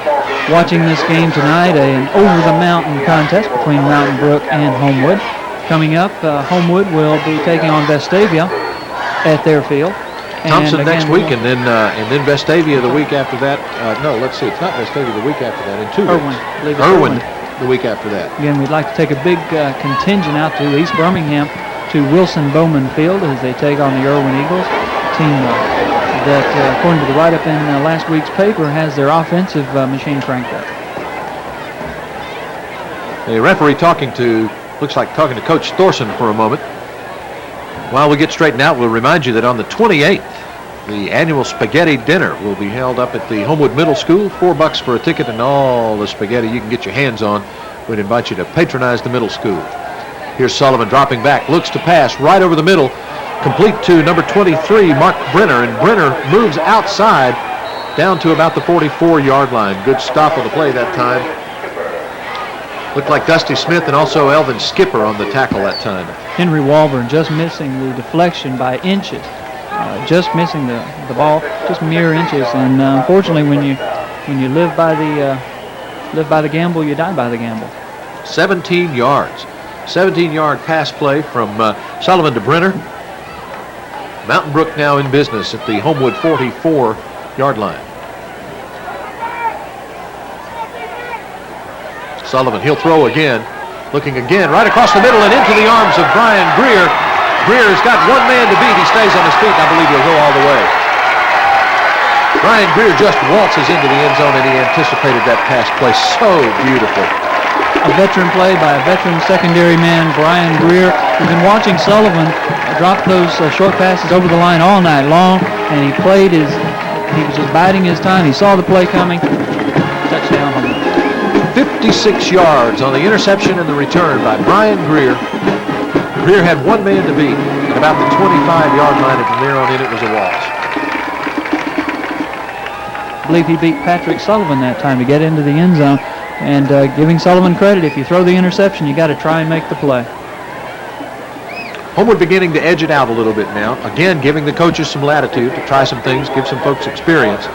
Rebels will snap it. Greer will hold it. Steed kicks it up, and the kick is good. So with 4:35 remaining in the 3rd quarter, Homewood 28 and Mountain Brook nothing. Greer just took that ball in on a dead run, Fred. He anticipated perfectly, and on a dead run, he took it in. And it was little that anybody could have done to stop him. Outstanding situation for Brian Greer. Reading the quarterback. The play before was a pass. Gained 17 yards. Gamble by Henry Walburn missed. Gained 17 yards. And Mountain Brook was in a passing mode, no doubt about it. Down 21 to nothing at that time. Brian Greer just playing center field, looking for the opening. When it came, he took advantage of it, and there he went. Good look at the Star Spangled Girls, a part of the Homewood Patriot Band under the direction of Pat Morrow. Again, they did a fine job at the halftime. That's a pleasure to be able to bring it to you. Homewood now with a 28-0 lead against Mountain Brook. We have timeout on the field, but I'm not sure why.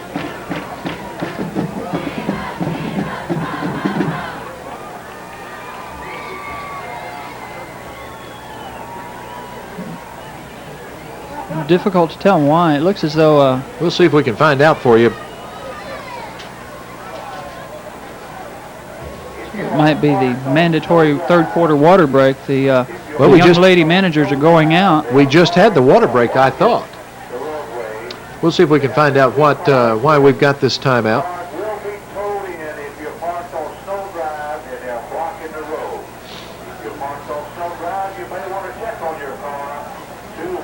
Coach Thorson with some conversation from the sideline out to the field. But in the meantime, the Mountain Brook Spartans are ready to receive this kickoff. Homewood still taking on water. Coach got his lucky shorts on, I see. That's right. We don't want to keep it that way. I enjoyed talking to Coach Thorson just before the game. He was very complimentary of the 9th grade team last night. Came back after being down and pulled out a big win over Mountain Brook's 9th grade team, 14-7. They really learned a lot last night. I think Coach was proud of it.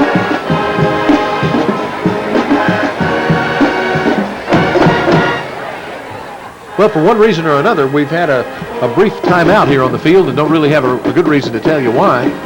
But now we've got the ball teed up. Wes Steed is ready to kick it off. Deep is Adam Wilson for Mountain Brook, and it's going to come right down, I believe. High kick comes down to Robbie Redis. Redis takes the ball and fights his way out across the 25-yard line for Mountain Brook. The stop on the play by Henry Walburn, and also assisted on that tackle Eugene Sharp.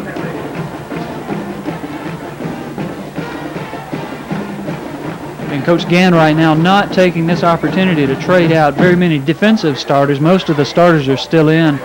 Shane Davis in, Rebels and Thompson. Coggin is in there. Of course, Skipper and Greer in the secondary.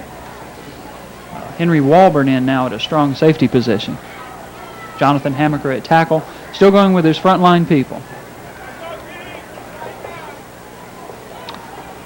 Okay, here's Patrick Sullivan. Line of scrimmage, his own 26-yard line. 4:04 remaining. The pitch forward to Mark Brenner. Brenner met head on. Who's back there? Lee Thompson. Dusty Smith. Dusty Smith. Michael Coggin. Big time stop by those guys. Michael Coggin. I also saw, I believe, Steve Carpenter. No, Shane Davis, 75. Shane Davis was back there on it.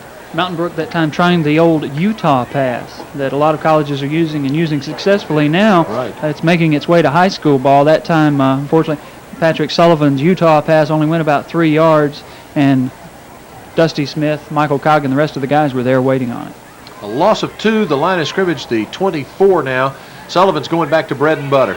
He'll pass right across the middle, complete to Butch Stringfellow. Stringfellow hit hard and knocked down by, among others, Brian Greer and Lee Thompson in on the stop. Consistency seems to be Sullivan's biggest enemy right now. His receivers will make outstanding catches. That time Stringfellow among 3 Homewood defenders, and Sullivan threads the needle. Stringfellow holds on other plays. The receiver wide open with yardage to gain, and they simply drop the ball. Looks like there might be some question of a penalty on this play.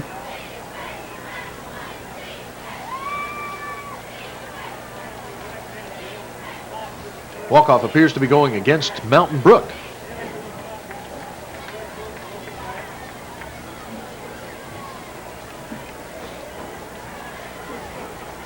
One football at the the 34, but the one that counts is in the official's hands. And he's still walking. Looks like I tried this We once tried before. this I'll try before. it again. Offensive pass interference. Could that be the call?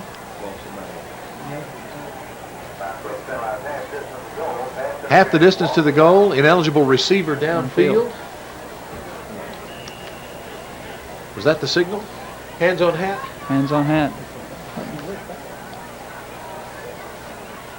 Well, at any rate, we've got a line of scrimmage at the about the 13-yard line, and as as Seth Ramley dances for no gain at all, Mountain Brook is really in a hole.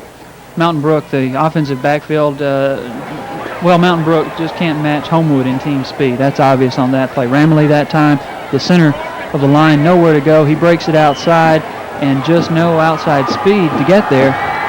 Homewood possessing more team speed than Mountain Brook, with Eric, Elvin Skipper and Brian Greer, Robert Davis, Eric Moulton, the rest of the guys, Alexander Adamson.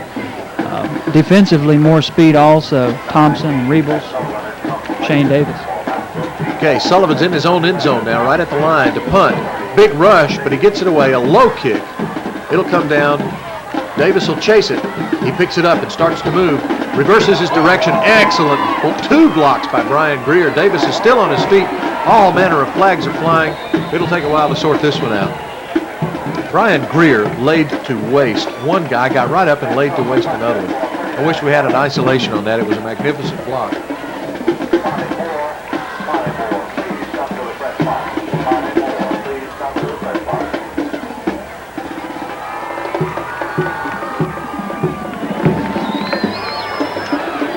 Figure it out, guys. Let's see. So we have one blocking below the knees. Blocking below the knees is the call. The ball's being moved back to the Homewood 38-yard line. So what was a major game has not only been lost, but we're in somewhat of a hole. 2:02 now. The clock running in the third quarter. With a 1st and 10 for Homewood at its own 38-yard line, and now flags will fly again. We may have to keep up with penalty stats on this game because the flags have been all over the place.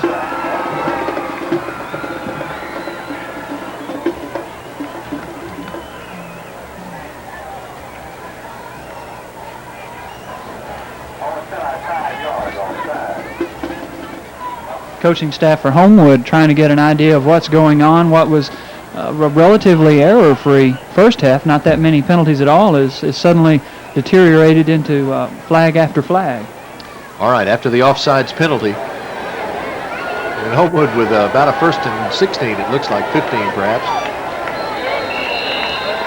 Hard running that time. Martell Smith in the game for Homewood. We saw Martell a good bit in the second half of the game last week against Sylacauga, the sophomore tailback, and he's now getting some experience again tonight. The stop on that play by Mountain Brook's Michael Parsons.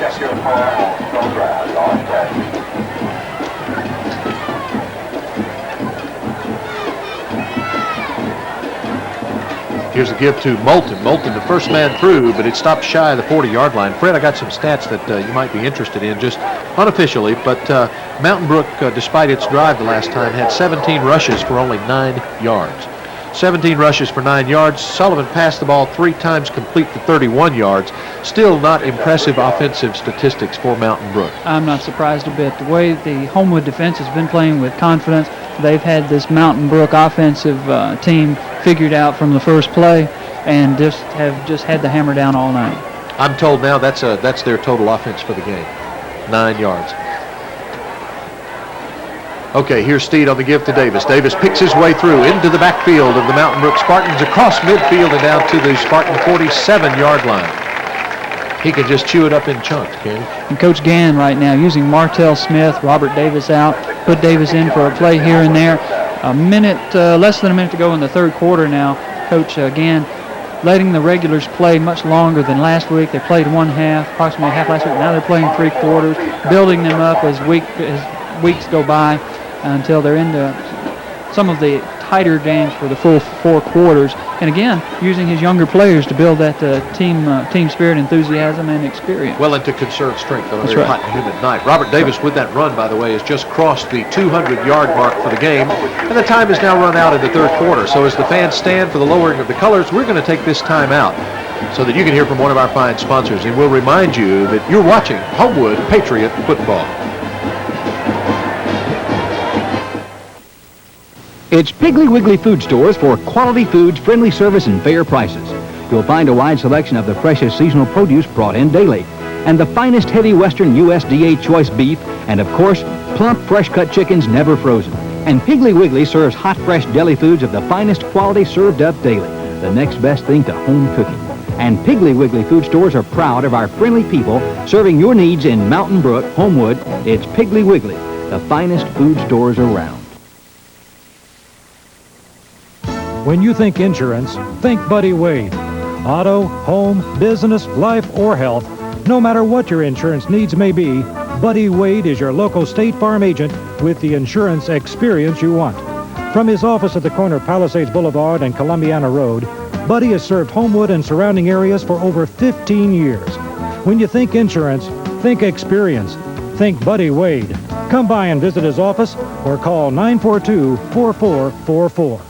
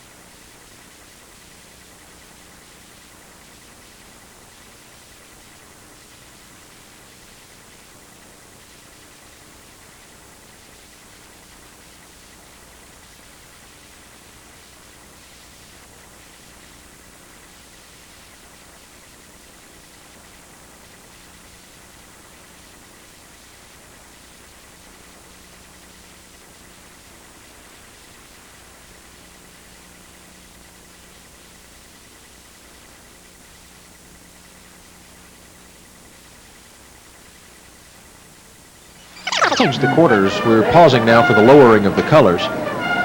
But we'll tell you that Robert Davis unofficially has 205 yards. 205. And we're just getting ready to start the 4th quarter. So we may not see Robert much during the 4th quarter, but I know he was anxious to play as much as the coach would let him play tonight. Another regular good old day at the office for Robert. And another thing to come out of tonight's game is the establishment of Eric Moulton as an outstanding fullback and a running threat. Well, and as a good blocking back, too. We don't give Eric the credit he deserves for the blocks that he pulls off inside that line, too.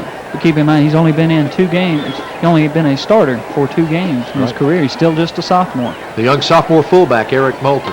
Fine game tonight, playing in front of and blocking quite a bit for Robert Davis. Well, here's Homewood now as they move to your left. We're getting ready to start the 4th quarter, and your score, Homewood 28, Mtn Brook nothing. To give to Robert. No, I'm sorry, that's Martell Smith playing in the tailback position now, and Smith fights his way up to about the 46-yard line. Martell Smith, the sophomore tailback. Moulton comes out of the game.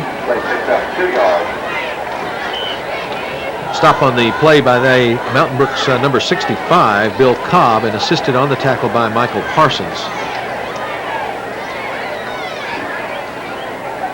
Darian Finley, number 31, in the game. Finley, the up back, or the fullback, and Martell Smith, the tailback, behind Wes Steed, the senior quarterback, who remains in the game. Steed to give to the first man through, Finley. Finley's down across the 35, fights his way down to about the 32-yard line. Good hard running by Darian Finley. The stop by John Newman. Newman that time trying to tackle the football, trying to take it away from Darian Finley. Unofficial stats at the end of the 3rd quarter, Fred. Homewood with 37 rushing attempts on the game, 274 yards. Mtn Brook 17 rushes for 9 yards. That's the story.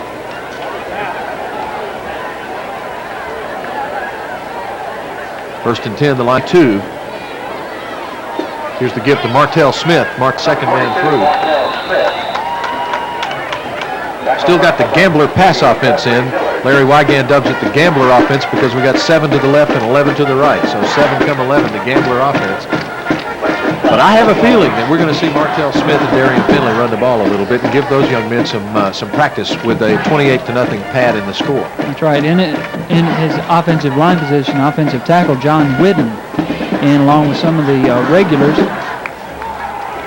Jason Zarger still in at center, Steve Carpenter right guard, Stanley Lee at right tackle, and Wes Steed off to the races.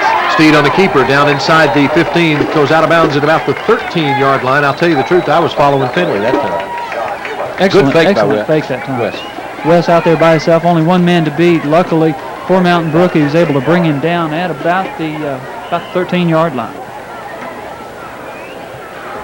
A 15-yard run by Wes Steed, and the line of scrimmage now the 13-yard line.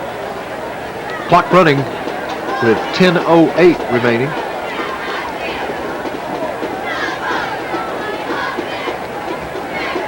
Now Wes Steed has caught Hazelton in the game and split left, but to give us to Martell Smith. What a run over the middle. They're going to give him the score. Yes, he crossed the ball. First touchdown for Martell Smith, I believe. Excellent run to get it also. That offensive line doing a job. 53, Jason Zarger taking his man out of the play. Martell Smith weaving his way through the line, and 13 yards later, his first touchdown. Great move at about the 5-yard line to elude that last tackler. Martell Smith, the young sophomore. But my take on him is we haven't heard the last of Martell Smith. Quick runner. Excellent feet, good field vision, as evidenced there by the cutback at the 5-yard line. Eric Rebels to snap it back. Brian Greer to hold it. Wes Steed ready to kick it through. There's some question as to the number of Mountain Brook Spartans on the field. Referee Robert West has official timeout. Now he's going to let him get set.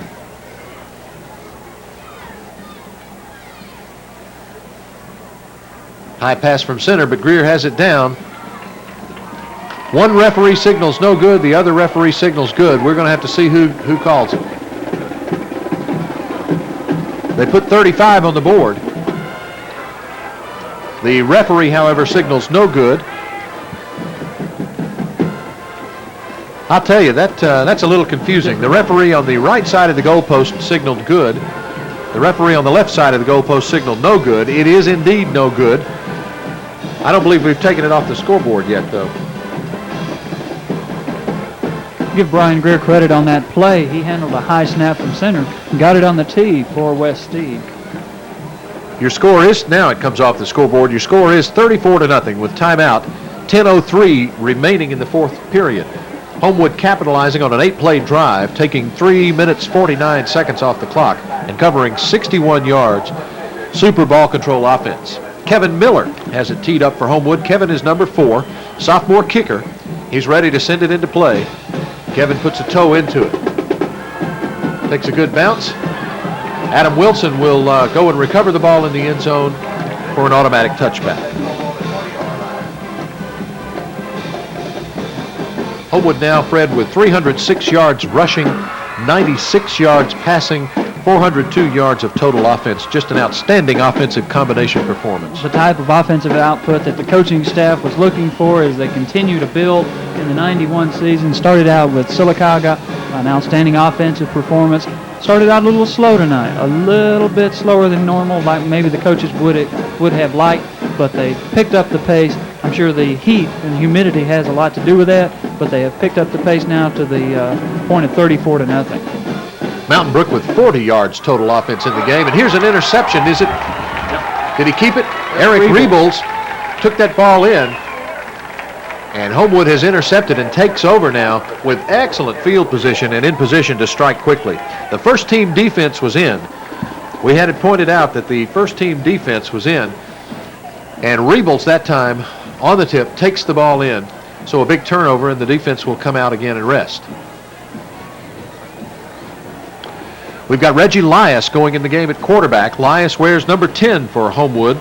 Lias is a sophomore quarterback and defensive back. Weighs 165 pounds according to the roster. So we've got a second team offense in now with Andrzejewski split left. The pitch back is to Mark, number 42 for Homewood. And that's Ahim Sabry. That's Tamer Sabry's brother. Ahim saw some action last week, and he took the pitch out that time.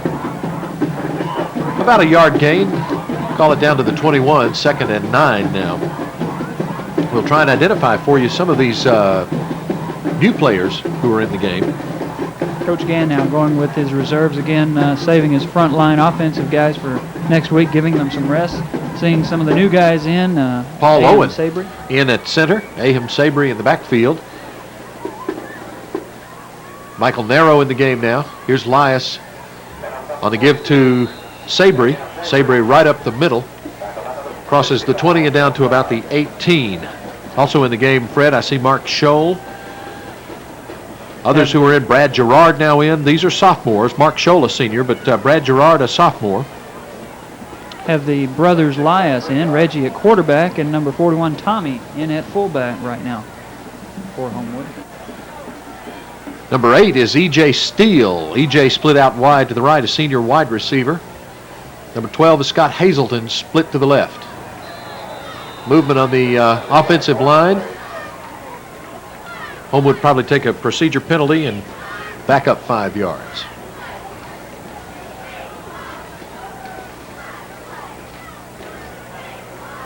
Once again, a reminder that this coming Friday evening, the Patriots will take on Thompson High School here at Waldrop Stadium. Kickoff Friday night at 7:30. And I'll tell you, we've had the penalties tonight. 10 penalties for 95 yards in this game. Something that may get some attention in the week ahead. Here's Lias. Lias with a fake. He'll keep around to the right, staying on his feet. A good block on the outside corner, and Reggie takes it down inside the 10-yard line. Good run by Reggie Lias, a good block on the right side. I believe that was number 8, E.J. Steele out. E.J. Steele. Sealing off the corner that time from the secondary man, allowing Reggie Lias to get inside the 10-yard line, setting up a 1st and goal to go for the Patriots. Gain of 9, 1st and goal from the 9. Looks like a timeout is being called for Mountain Brook.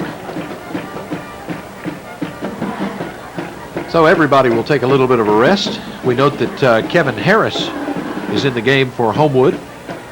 Also Carter Shanklin. We heard from Carter last week. He got to play a good bit. And this is just a wonderful opportunity in a year when you've got a strong team that you can also have that building opportunity for the sophomores and for the juniors who will carry this team forward in the next 2 to 3 years. Well, sometimes even the difference between last week's game and this week's game is the guys come on the field, Carter Shanklin, Mark Scholes, the rest of the guys, Reggie Lias, come into the game. You can actually see the confidence as they come onto the field. They know what they're there to do. They're familiar with it. They're comfortable with it. And they perform much better now, and they'll perform better next year also. Here's Reggie Lias with a 1st and goal from the 9. Sends Steele in motion to the left. That's E.J. Steele in motion to the left. Lias gives to the second man through, who is Sabry, number 42, Ahim Sabry, but stopped at the line of scrimmage. Checking in for the Homewood offense, number 82, and that's Zach Kamak, and also 83, Joel Maxwell. We've got 7 minutes and 30 seconds left to play in this ball game, so some guys will get some time. Good shot of Danny Callies. Danny on the sidelines, keeping the stats for us and letting us know down and distance. Statistics so important to the game and also to our broadcast. Guys like Danny and the guys on the cameras giving you the shots and giving us the numbers. Good shot of Jack Munger there. Runs one of the cameras for us, and Jack put our production band together this summer. Here's the pitch back, and a hard hit on Ahim Sabry. But he hops up and he'll take it back to the huddle. A little wiser and a little older. Michael G. that time lowering the boom for the Mountain Brook Spartan. Yes. This is Wednesday night. A Friday night game being played back on Wednesday night. That will bring some oohs and ahs during the film session. It looked worse than it really was that time. Right. AM cutting back.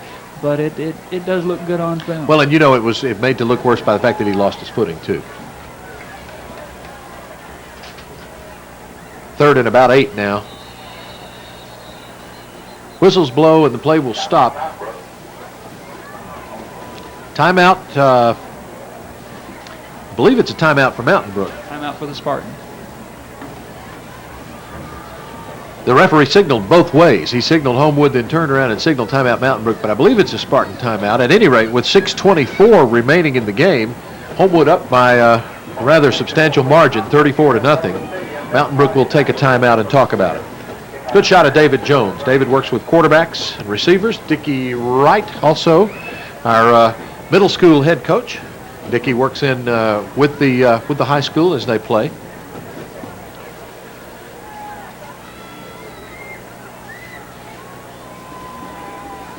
Good shot of head coach Gerald Gann. Coach Gann probably already thinking to next week, getting next week's game plan in mind, finishing up this game tonight, and he won't spend many hours dwelling on this game. He'll start thinking about Thompson as soon as this one's over. Here's Lias with 3rd and 8 from the 8. The handoff was to number 41, Tommy Lias. So Reggie handing off to his brother. But the stop made rather quickly behind the line of scrimmage by Jeffrey Dillard of Mountain Brook. Mountain Brook bringing in some of its sophomores now with 6 minutes remaining in the game. A 4th down call for Homewood. We'll see what they decide to do. It appears that they'll go for it. So it's 4th down, and the line of scrimmage is right at the 10-yard line. 4th and goal. Here's Reggie Lias. Lias will run back. He's got blocking. Had a man in the end zone, but in and out of the hands, and I did not get the number on the intended receiver. Was it 82? Number 82, Zach Kamak. It may have been number 5, Kevin Harris. Kevin Harris. So Mountain Brook will take over on downs with the line of scrimmage at about the 10-yard line. We'll see if we can get some of these defensive players who are in for you now.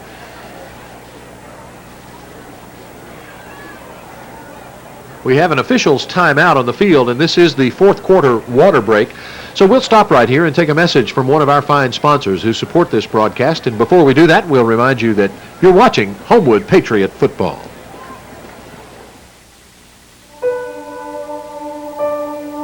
I spend a lot of my free time with my son, Will.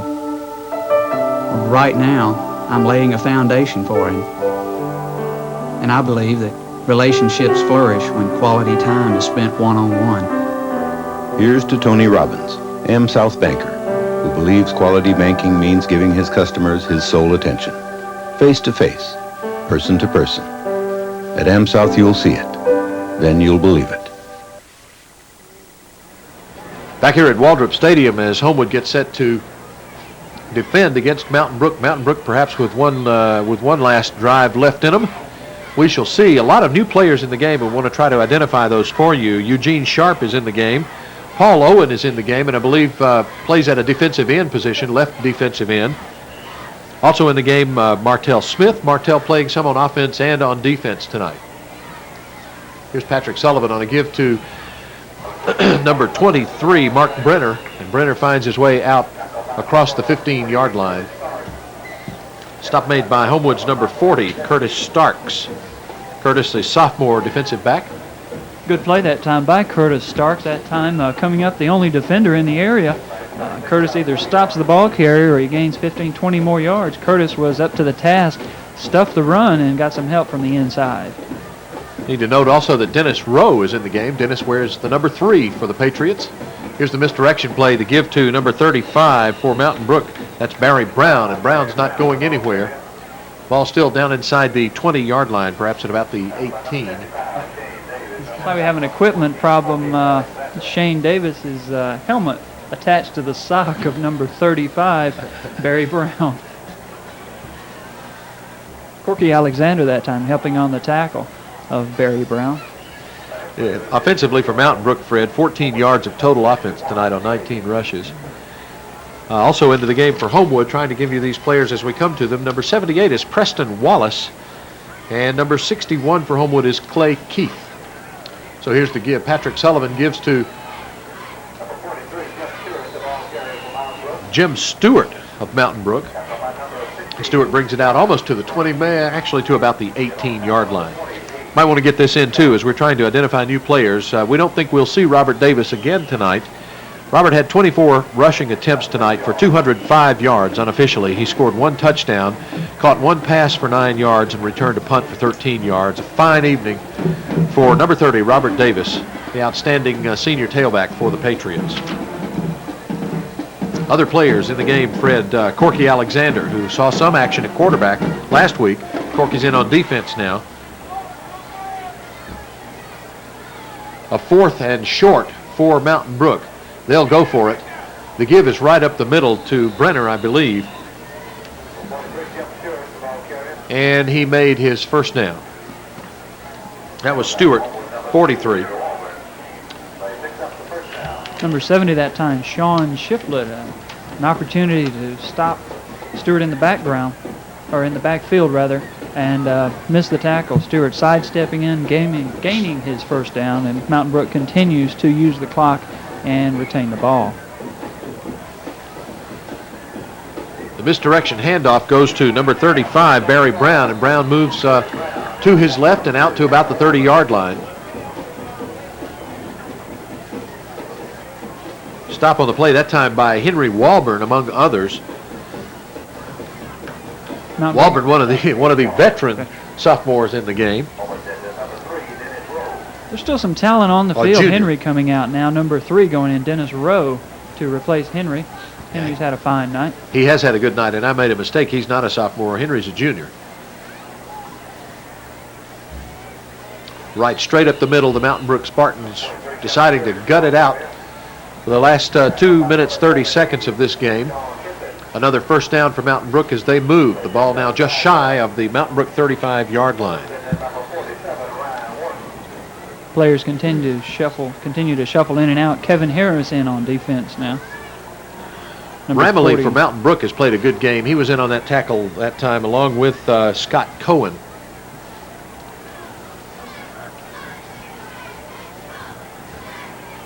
Long pass by Patrick Sullivan. He has a receiver open. No flag on the play. Closely defended by Martell. Is that Martell Smith? Martell Smith along with Eugene Sharp downfield.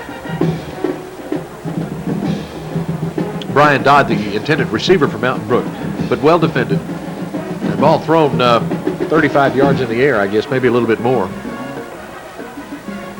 Double coverage, and you'd expect that with Homewood in a prevent defense. Some of the veterans on the sideline taking in the action. Their job for tonight complete. Here's Sullivan right across the middle to the receiver, number 21, Butch Stringfellow.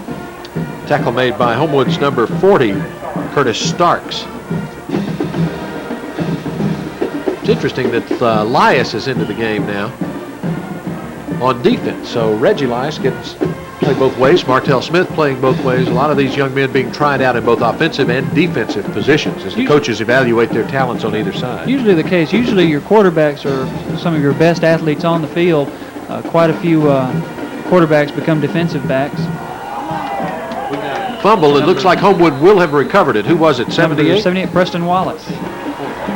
14, rather. Corky Alexander. Corky Alexander coming up with the ball. I saw Preston in there on that play, right down there with him. But a fumble recovery. So Homewood will take over now inside the Mountain Brook 40 at the 39-yard line. We'll see who our quarterback is. It appears that it might be Corky Alexander.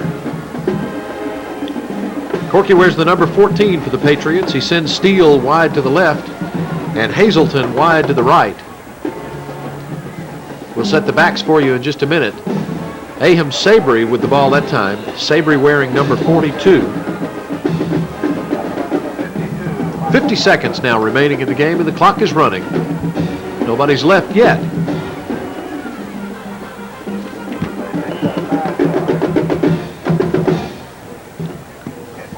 Alexander gets his play from the sideline. Offensive staff for Homewood using all the time allowed them, all 25 seconds. Oh, absolutely. We note number 47, Ryan Wharton, another sophomore in the game. Here's the give to Wharton. Wharton takes the ball down to about the 35-yard line. Ryan is a sophomore, 155 pounds. Playing for the Patriots on this humid night in September from Waldrop Stadium. Well, the clock will run down. 3, 2, 1. There you see it. A fine victory for the Homewood Patriots against the Mountain Brook Spartans as they come away with 34-0, the final score. Coach Players Gann. move to the middle of the field, congratulating each other. The coaches will shake hands. It's been, Fred, an absolutely outstanding offensive performance for the Patriots again tonight. Coach Gann has to be pleased with the performance of his team. The flip side, Coach Ellison, Mountain Brook, they've got quite a bit of work to do on that offense. Their defense played tough all night long. They just got very little help from the offense. Coach Gann goes into next week's game against Thompson. Very, very pleased, Coach. There's several things to work on still, as there always are. Robert Davis, however, is not one of those things they need to work on. 24 rushes, 205 yards, 1 touchdown, 1 pass for 9 yards, and 1 punt return for 13. So he's in midseason form right now. Davis with a fine, outstanding performance tonight. Steed with a good combination of running and passing. Hats off to Brian Greer for an outstanding anticipatory interception and a touchdown. Just an all-around great effort. And again, lest we be remiss in forgetting this, that offensive line did a wonderful job tonight in opening up some holes. So as you watch the band and the team is leaving the field, we'll remind you that we'll see you next week here on the replay as Homewood takes on Thompson from Waldrop Stadium. Again, your final score from Waldrop Stadium, Homewood 34 and Mountain Brook nothing. For Fred Morris, I'm Barry Copeland, asking you to join us again next week as you watch Homewood Patriot football.